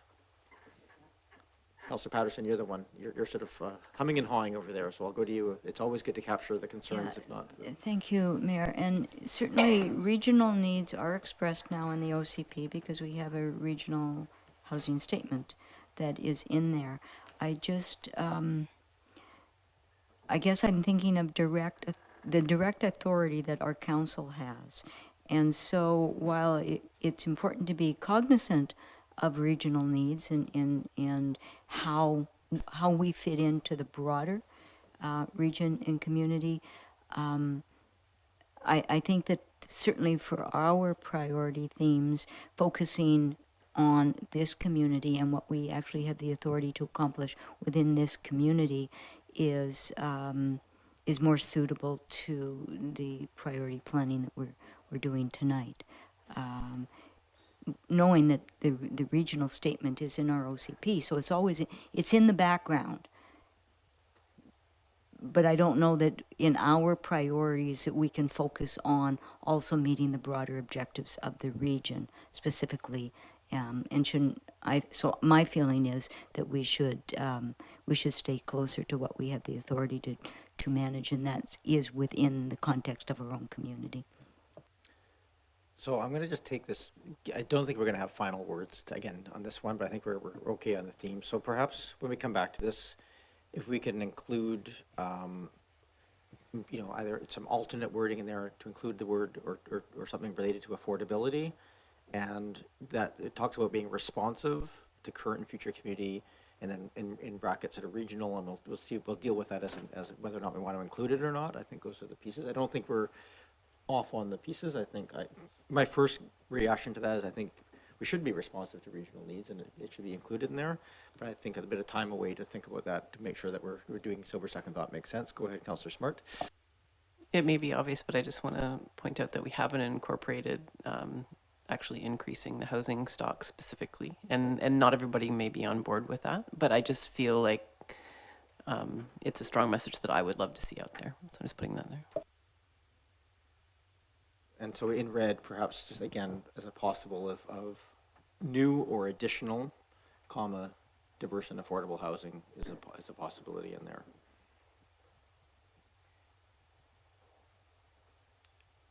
Like new / one of those two words, it doesn't really matter. Again, to come back for wordsmithing afterwards, but I think that the pieces, Councillor Green, did you want to add anything? Yeah, and I'm speaking honestly now about affordability in Oak Bay. I think we have to be careful about what I agree that that's what we need, but can we honestly get there in this current environment? I'm not sure that we can without third partners, without P3s, without, and I just don't want us to oversell and overmarket the concept of affordability, because I have to tell you that when I mention affordability in Oak Bay, people smile and say, "You're kidding me." The average house price right now, and the stats just came out in the region for single-family dwelling, is $1.4 million. So I agree that affordability is a key concept, but I just don't want to overmarket our ability to be able to deliver on that. Because one of the things about municipal councils, and we've talked about this before last term, is managing public expectations. So if we say we're going to provide affordable housing and meet regional needs, then we better bloody well do it, because we'll be called on it if we don't. And so I just want us to be honest and realistic about what is within our scope of our ability. And I totally agree with the concepts, and you know, I do, but I'm in a quandary as to how we deliver on those promises at the moment. But I think it's important to have the statement. So I don't want to get into wordsmithing here. I think the way we word this is going to be really important, because reading that right now, it looks like we're adding new, diverse, and affordable housing, all three, and they're the same, and they're not necessarily the same, right? Some could be diverse, some could be more affordable, some could be new, and all of those. So I think we just have to worry about the phrasing of that wording. But I think we need to include it to come back, because there absolutely has to be some lens to that as we're dealing with, especially if we're seeing multifamily units coming down that are currently affordable rentals. What replaces them? If we don't have something in here, then we're not top of mind how we manage that. Go ahead, Councillor Upton, do you want to add anything else? Thank you, Worship, and I appreciate Councillor Green's comments, but I think it is important that we include the subject of affordability in this statement, because what has crept, because of the factors that Councillor Green is describing and the unaffordability of land in Oak Bay, what has entered the public dialogue is an idea that housing in Oak Bay is very unaffordable, and it was always so, and it was not always so. It was not always that way. It comes that way via a bunch of different factors that take a bunch of different factors to potentially untangle. So Councillor Green is correct, but if we make a statement about affordable housing here, then it creates some degree of commitment on our part to explore the different funding options that Councillor Green is describing, to put pressure senior levels of government to explore those kinds of partnerships. Those are all on the table, but we need to make a statement that those are things that we will explore.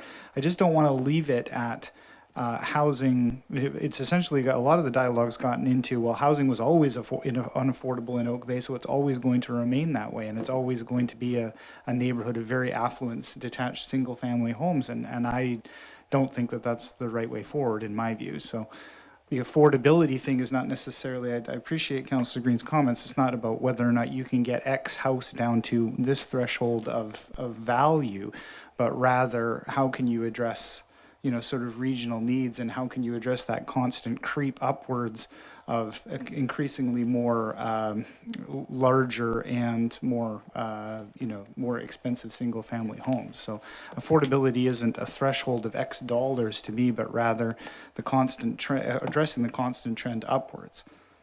Thank you, Worship. Thank you, Councillor Appleton. Can I get you to turn off your microphone there? It's just a little feedback loop. So I think we've captured those little pieces. The other one, facilities, natural assets to preserve or improve.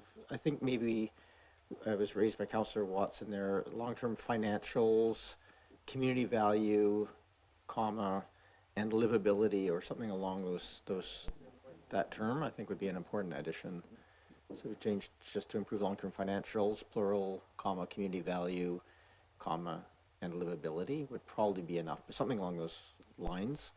Just add in red the livability. And again, wordsmithing, but I think that's important. That's the only place I can think of to capture it, and I think it's a really important one, so thank you, Councillor Watson.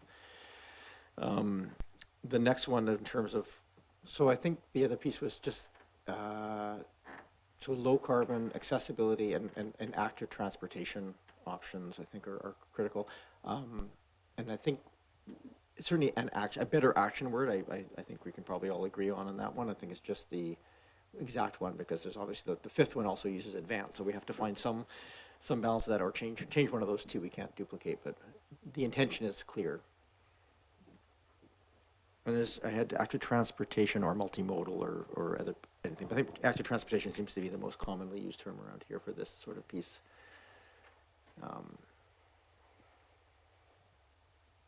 Yeah, okay. And then I have, so the stewarding the environment one, I think was probably the most lack of clarity. I think the feeling was that the mitigating and adapting to climate change first was more important than the environment. Again, I'm not super caught up on that. I do think that, I'm just thinking of all the projects that we have coming up, things like, you know, the natural parks and all these, and the tree canopy pieces and so forth. Like, there's a lot of things that we deal with from an environmental perspective that are not mitigation, or sometimes they overlap, but they're not necessarily. And so, I don't know. I think I think as long as they're both there, I'm not caught up on the order of things, but I think as long as we have those pieces. But I think the key thing there was to make sure that we continue the action pieces of that. And if I missed anything, please let me know. And then, again, this is not final wordsmithing, just making sure we haven't missed anything. And then there was a sense of, was raised on the reconciliation and diversity and inclusion. Again, I struggle with the wording on this one in terms of where that fits there. You know, if we have inclusivity or diversity as a value, maybe we could change this one a little bit. And if we have it the other way around, then maybe those are pieces. But I think it's just really important to capture this. But the one thing I did note here, I thought was a really good note from Councillor Green, was the sense of belonging in community. Because I think that's a great way of capturing, I think, what we want is that people feel like they're part of the community, no matter what their background or how they identify. So, and the truth and reconciliation, thank you for capturing that too. I didn't write that one down, but that was, I wrote it on a different page, that's why. Too many copies of things in front of me. Go ahead, Councillor Smart. If I could just add two small things. If we do keep the environment piece first, which is, I agree, they're both equally important, but it just, steward the environment just didn't seem as strong. So maybe like environmental leadership or something, like if it could have more strength with I don't know, it just feels like, oh, we're just going to steward the environment. I don't know. But the last piece, I'm just wondering, like, how we cannot lose the strength of both tackling reconciliation and the huge piece of inclusivity and diversity in our community. Like, could they even be two separate sentences? Or, like, I don't. I feel like right now that the inclusivity and diversity, like that strong cultivate diversity and inclusion, is totally lost because you see truth and reconciliation, which is so important, but I don't think people will even notice in that theme the other part of that sentence because of, you know, and I don't know if others feel the same way. But. So I made that change, and I actually think, based on the conversation I've heard here, I think if flipping back to the sort of diversity and inclusion first, with the thing, it makes sense to me. I mean, I don't know. It's a really hard one on those pieces. Again, there's no right answer to this one. I think you'll get chastised one way or the other if you're doing it. Don't put First Nations first, or if you don't put diversity and inclusion first, and get in trouble. Go ahead, Councillor Appleton. Thank you, Your Worship. And I too would sort of favor more the original language. I do like the lead off with cultivate diversity and inclusion. And while I was listening to the discussion around this, I almost sort of went into that same mode of thought as to say, well, potentially, because reconciliation is such a key point, you know, potentially these two things could stand alone as two separate points. But then the converse of that is that I feel like we need to be very honest with ourselves to have a point, further to something Councillor Green mentioned. If you have a point on reconciliation standing alone, it implies a great deal of commitment to do and achieve certain things. And I think we need to be very honest with ourselves of where we're at in the course of that process, and really taking baby steps to move in the right direction. And I think everybody feels the motivation to do that and to achieve in that regard. I think we may be overselling ourselves or overcommitting to something if we say that, you know, that truth and reconciliation stands as its own item. I'm not sure whether we're ready to achieve that yet, and I would not wish to underperform in that category, and essentially disappoint the groups that we would endeavor to serve and endeavor to include. So that's a challenge there. I think it just reflects where we're at in our journey with reconciliation as an organization. Thank you, Your Worship. Thank you. To my mind on that one, and like I said, I kind of flip back and forth on this one. I think, the core message there that, we talk about Oak Bay being a place that feels like home, feels like community to anybody, including our local First Nations, then also more specifically for the truth and reconciliation aspect of it, which has its own, more laid out aspects in terms of shared prosperity and those other pieces. I think is a reasonable approach to do that flipping around. So I don't know. I'm ending up more back in there, closer to the original statement with those pieces. So again, I'll leave that to staff to kind of do the final piece if that's amenable to the council.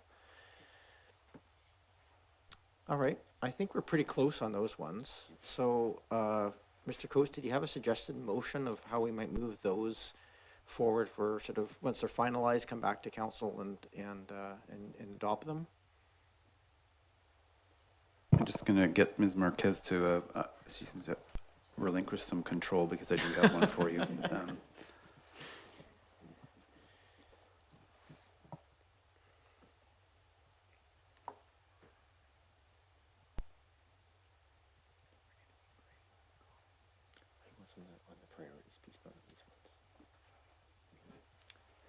So I'm gonna read this aloud in case people at home can't see it for some reason or are listening online by phone. It says the council endorsed in principle the priority theme areas noted in the Director's Strategic Initiatives report and direct staff to consider the discussion in committee of the whole with a view to providing revisions for council's consideration at a future council meeting. Moved and seconded. Any other discussion on that? The motion, go ahead, Councillor Green. So we're not going to use the committee of the whole format again. It will come to a council meeting then, which is much more formal and yes, it does have to come to council as a formal piece. What we would normally do is kind of like we did with this one, where we said this is a really difficult one to have a formal motion kind of debate. So Mr. Coates came and said, well, why don't we just move into the committee of the whole? So we could do that again. So we could do that again if we feel like that's necessary. That's great. Yeah, no, that's great. Yeah. Thank you. Thanks. And yeah. So the motion's there. Is there any other discussion before we call the question? I don't see any, so I'll call the question. All those in favor? Any opposed? None opposed. The last piece here we have to manage is the proposed ideas of new. Again, as staff have pointed out, we can submit those over the coming couple of weeks. But I think it's probably worth going around the table very quickly just to see if there's some themes or ideas that we want to tease out a little bit more. Now, we had a member of the public, Mr. Graham, and any other member of the public who wishes to take a minute or two at most, because we're going to run out of our meeting time. If they have any specific projects they would like us to consider having on our list, this would be a chance you can do that. You could also, again, you could write to a member of council and they could also move that forward internally going forward. But Mr. Graham, you're here. You've been very patient. Why don't I give you a minute to raise an idea or two that you might have? Well, thanks, Your Worship and members of council. Yeah, sorry for the confusion there. Again, I just wanted to congratulate the new council and look forward to working closely with you. It's Ian Graham from the Friends of Boker Creek Society. Two really high-level suggestions for you is, one of the things I just think you might want to build on your excellent assets management program by incorporating and recognizing natural assets. So natural assets are things like wetlands, urban forest, streams, for example, that store rainwater, reduce flooding, and offset or complement in some cases, or in some cases eliminate the need for engineered solutions. So, that fits in well with the Asset Management BC framework, which I think is the one that the district uses for their asset management program. So that's one suggestion. The other suggestion, just in attachment 4, in the staff report, some really good background information includes some resolutions and some former commitments that the the council's made. I think it's really important to include in there the district's proclamation on the UN Decade on Ecosystem Restoration. So, it's a fundamental and important action that Oak Bay and its residents, can take to help heal natural areas and systems so that they're more resilient to the impacts of climate change and contribute to nature-based solutions to climate change. So it sort of fits in with my previous suggestion. And then just lastly, it's really good to see in the staff report the reference to Boker Creek restoration and the district's Cool Kit project implementation. And I just wanted to let you know that we really appreciated the many members of council that came out to the BC Rivers Day event. We had about 100 people there. And we're currently folding that input into our project proposal and would be very interested in providing you with a formal presentation on that project in the near future. So I'm not sure what the process is there, maybe following up with staff on how we might go about that. But I think there's a really good project that fits in within a lot of those priority theme areas that you've had the discussion on tonight. Thanks again for fitting me in. Much appreciated. Thank you, Mr. Graham. With that, if anybody else raises their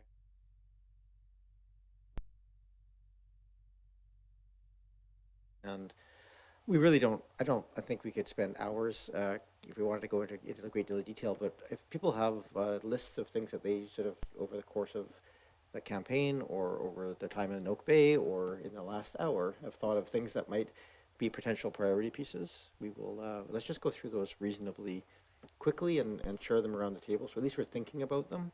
And if some people need to tease them out a little bit or understand a bit better what that is, including staff, because I think some of these might be a little unclear. Staff, I would imagine a bit of back and forth in terms of what did you mean by that after the fact would be appropriate. And I might ask if you have a list here that you're reading aloud, if you can send it electronically to staff after this meeting so they don't have to scramble and write down every single word, that would probably be helpful as well. And I might just go around the table here if I might, and I'll start on the opposite side just to go through. And by all means, I'll come back a second time if we need to, if people think of things as we go. But Councillor Patterson, do you have things that you wish to raise up here? Well, Mayor, thank you. I think more of my comments will be coming forward when we combine financial and asset management into some of these pieces. But one thing that wasn't discussed at the table tonight, and I thought a lot about it certainly when I was around the community for the campaign, and that is public engagement or the lack of public engagement, really. There has been a kind of a general apathy to so many things in the district. I think some of that flows out of pandemic, but we didn't really discuss in these priorities about a focus on public engagement. I don't profess to have any expertise in that area, but I think it's critical to council getting feedback and for council and the community and staff feeling success in what we do in being able to somehow do a better job of capturing that than we have over the last couple of years. So I think there's some rebuilding to be considered and so perhaps something that staff can think about. And for our next meeting, it's in fact we didn't really talk a lot about even public engagement in all of this process and how they fit into it and when they fit into it. So, but that can take place at the next meeting. Thank you. Councillor Patterson, Councillor Smart. Well, thanks for the opportunity, and I'm sure as I list off a few ideas as a new councillor, you'll chime in at how you've already thought of that and are starting to do it. But at the risk of that, starting, I guess, with our fifth theme, a youth engagement strategy project where we're looking at strategies in which to engage youth in our council setting as well as potentially committees and in our community in general and being welcome at our city hall. That would be something I'd be interested in exploring. And in addition to that, a general inclusivity and diversity initiative that would involve potentially surveying the community to find out what barriers the community has faced as far as inclusivity and diversity. And that could also include research into what other municipalities, have done for their efforts on diversity and inclusion. With regards to housing, some of the things that I'm really excited about are potentially a low carbon housing policy, and us partnering with the other leadership municipalities, Salish and Victoria, around shifting from step code to low carbon for new builds, as well as incentives and programs that would help us to maintain our existing rental stock in the community and being proactive to ensure that properties are not neglected and then torn down. I won't go on for too long because I will send a little list of things, but a general bylaw review of driveway and parking bylaws with regards to our climate change lens, just to make sure that our engineering bylaws are up to date with some of our cool kit objectives. And then I think Councillor Appleton will probably speak to this a bit, but I just, in hearing him speak previously about a sort of vision of overall sustainability facilities planning, like looking at all the different municipal properties from that really big picture lens of, okay, so if we're making a facilities decision, around the property that the fire station is on, how does that fit in the biggest picture? Maybe this is stuff that's already been done, but that'll be my mini list for now. Go ahead, Councillor Braithwaite. Thanks. I'm going to keep mine really, really short. By the way, we did have a youth committee many years ago, which I'll talk to you about. The public engagement was on my list. And also from tonight, I would like to do something about getting information from the public in regards to deer encounters, so that we can kind of keep track on that. Also, going back to something that Councillor Green and I have talked about over the last term, which was being able to stop houses from getting put into landfills, and so giving some incentivation around recycling when a house gets torn down. So that's my short list for right now, because it's 9:26. Councillor Appleton. Well, thank you, Your Worship. Act fast. Time is expiring.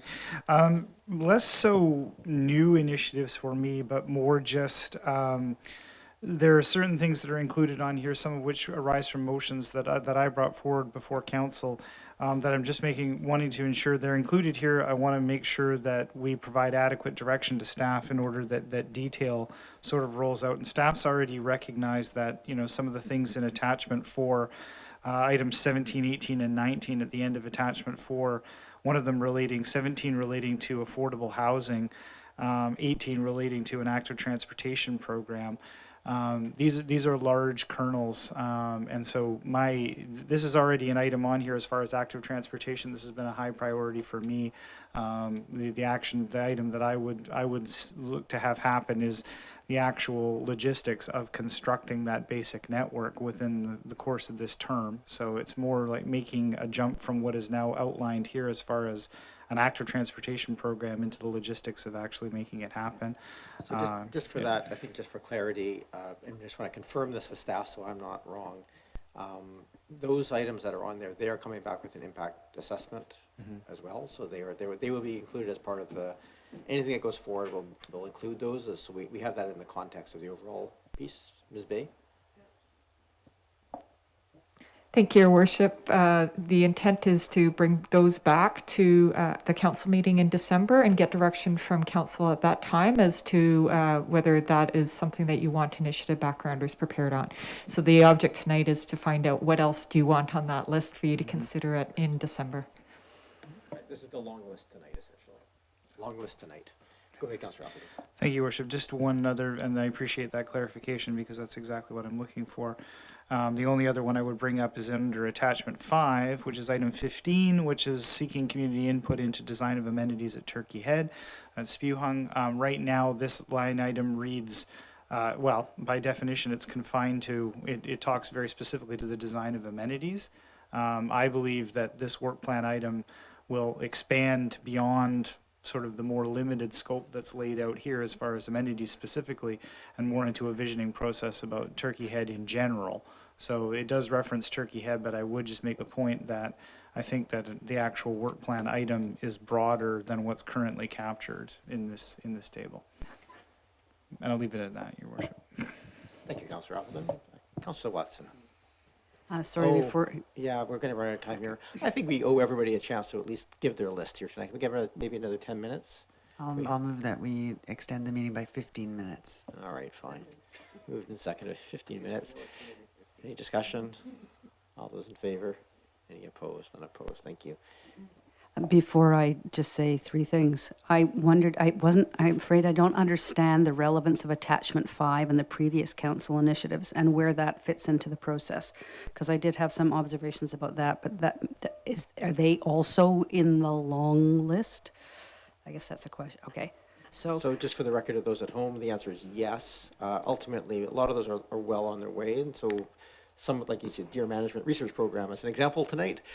So they are, some of them, council has the option of changing the timelines, stopping them, et cetera. But at this point, yes, they're in the long list. Is also council's prerogative to amend the content of them in some way or be more specific about what they involve? Because I did wonder about that. Yeah, Ms. Bay? Yes, Your Worship. When we bring back the initiative backgrounders, there will be an opportunity for council there to shape the parameters on that. And indeed, even in December, when we come back with the discussion of them, council can tip us off at that point if there's a desire to change the scope. Thank you. So with that new understanding in mind, I would just very quickly, the use of development permit areas to achieve broader environmental protections and natural resource protection in the community is one thing. Adding on to what Councillor Braithwaite has noted, something about deer safety, and that may be a data collection thing. It may be, I think it does include data collection or being more alerted to what's going on the deer safety front and interactions with humans and animals that are creating problems. And then I think demolition control, the use of demolition controls or having some kind of demolition control bylaw would be on my list. And and a look at boulevard watering and our parcel tax areas that allow for boulevard watering and whether we should be doing something about that, as in not watering them. Thank you. Thank you very much, Councillor Watson. Go ahead, Councillor Green. Yes, very quickly. Public engagement with a focus on neighborhood meetings again. Quarterly neighborhood meetings, I would like to see those restored. Youth engagement, absolutely. Looking to explore expanding the mandate of the advisory design panel to cover new construction across the municipality in terms of design, sustainability, and so on. And demolition, waste management with a view or focus on deconstruction and recycling. And I know that we had something done over the last year or two on deconstruction. We provided information, but I do believe we have to be stricter and provide incentives now because they're still occurring with regularity, unfortunately. And then finally, a review of the floor area ratio calculation, and that addresses these lot-to-lot subdivisions with no green space and very deep basements and all of those issues that people talk about, the massing of houses on lots. So I would like us to review the floor area ratio calculations for a possible revision. Thank you. Thank you, Councillor Green. I have a very long list, but I'll just go through it. So one was just looking at, we have in our plan, McNeil Bay erosion prevention. This really touches back on the natural assets, ways of So looking at that McNeil Bay erosion as a through a prevention lens as opposed to a response lens, and there's things that we can look at doing.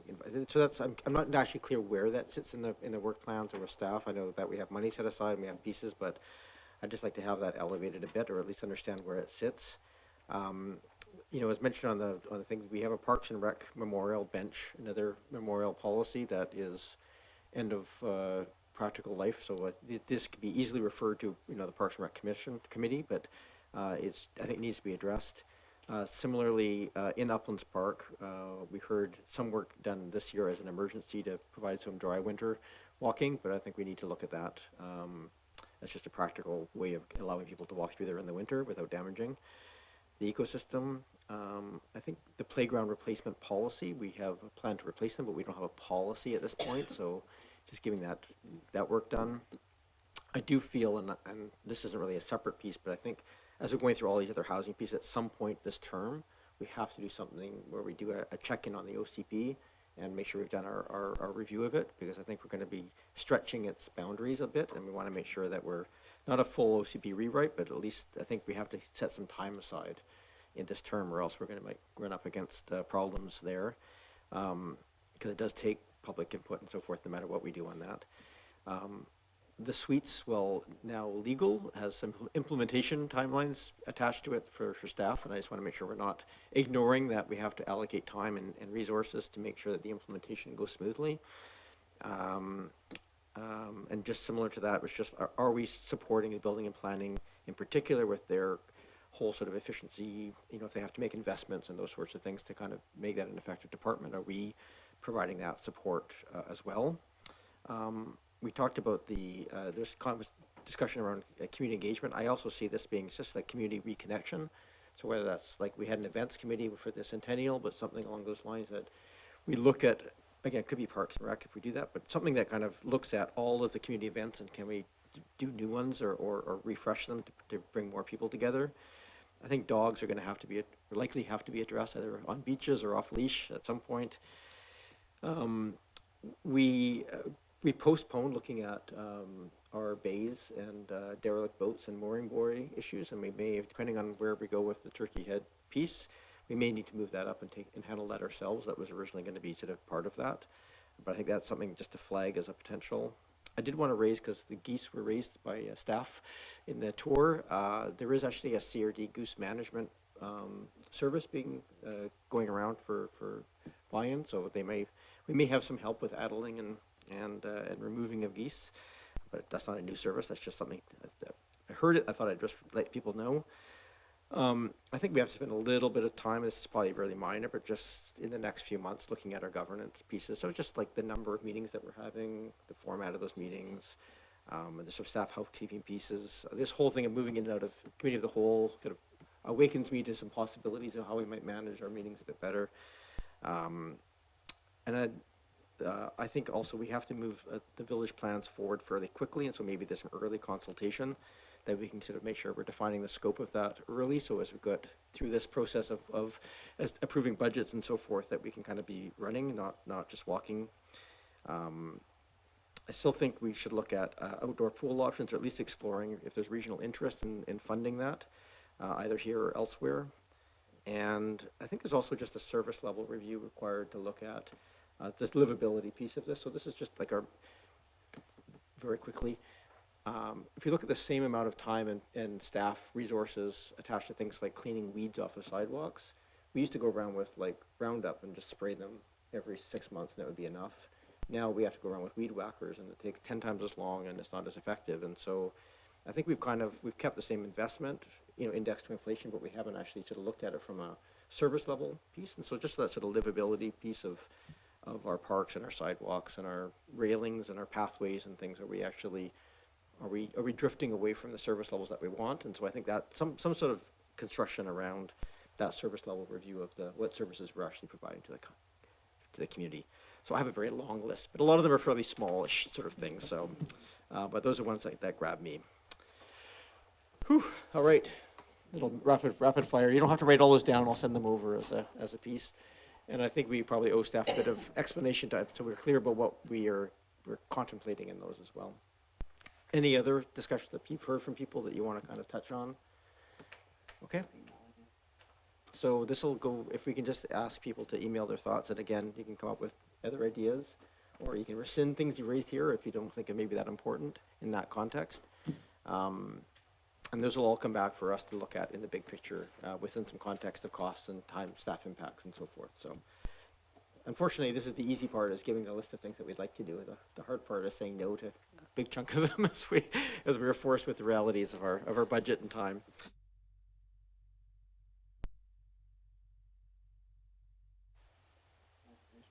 Do we need a resolution for those pieces at this point, or? No, that's the,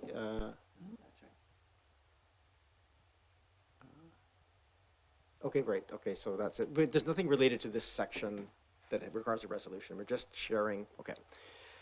So, my notes. So I need a motion to reconvene. Oh, no, I need a motion here.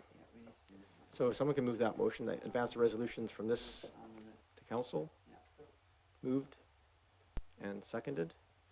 Just procedurally here, I see some confusion on faces. We can't direct staff to do work at the committee. We don't have that authority, so we're just going to rise it back into council, and then we'll just adopt this resolution to allow staff to go and do the work that we've decided here tonight. So that's what that resolution is. I appreciate this is the first time we've done this process, so I think we're all probably a little uncertain. This is what this resolution is for. Okay? It's moved and seconded. Any discussion? Don't see any. I'll call the question. All those in favor? Any opposed? None opposed. I forgot about this requirement, so this is good that we had the extra 5 minutes. Thank you, Councillor Braithwaite. And then we need a motion to reconvene the council meeting. Moved and second.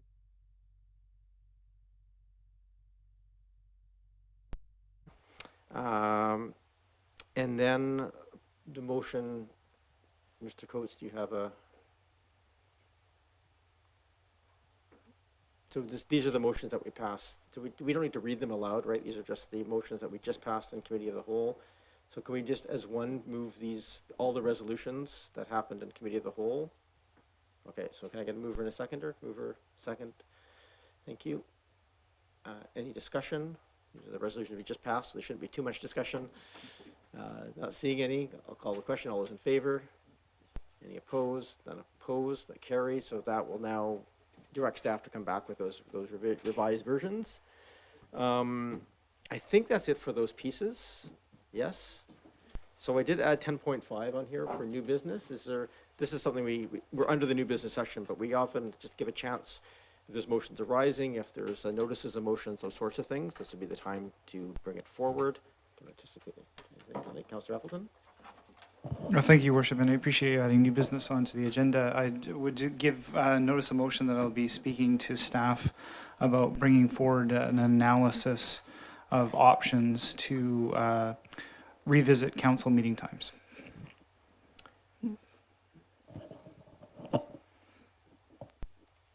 Fair enough.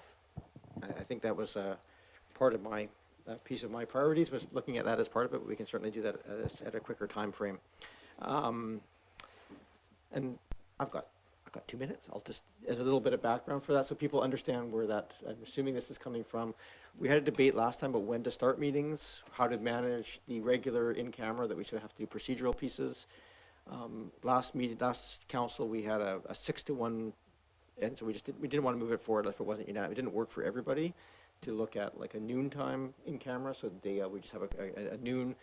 If you have any legal advice, those sorts of things come there. Then we just have a start time of 6 to make the start times a bit easier. So those kind of options are there. Or we could start at 7 as well, which is the time we used to start. So those are the pieces I think that you want to bring back. So just some of the context.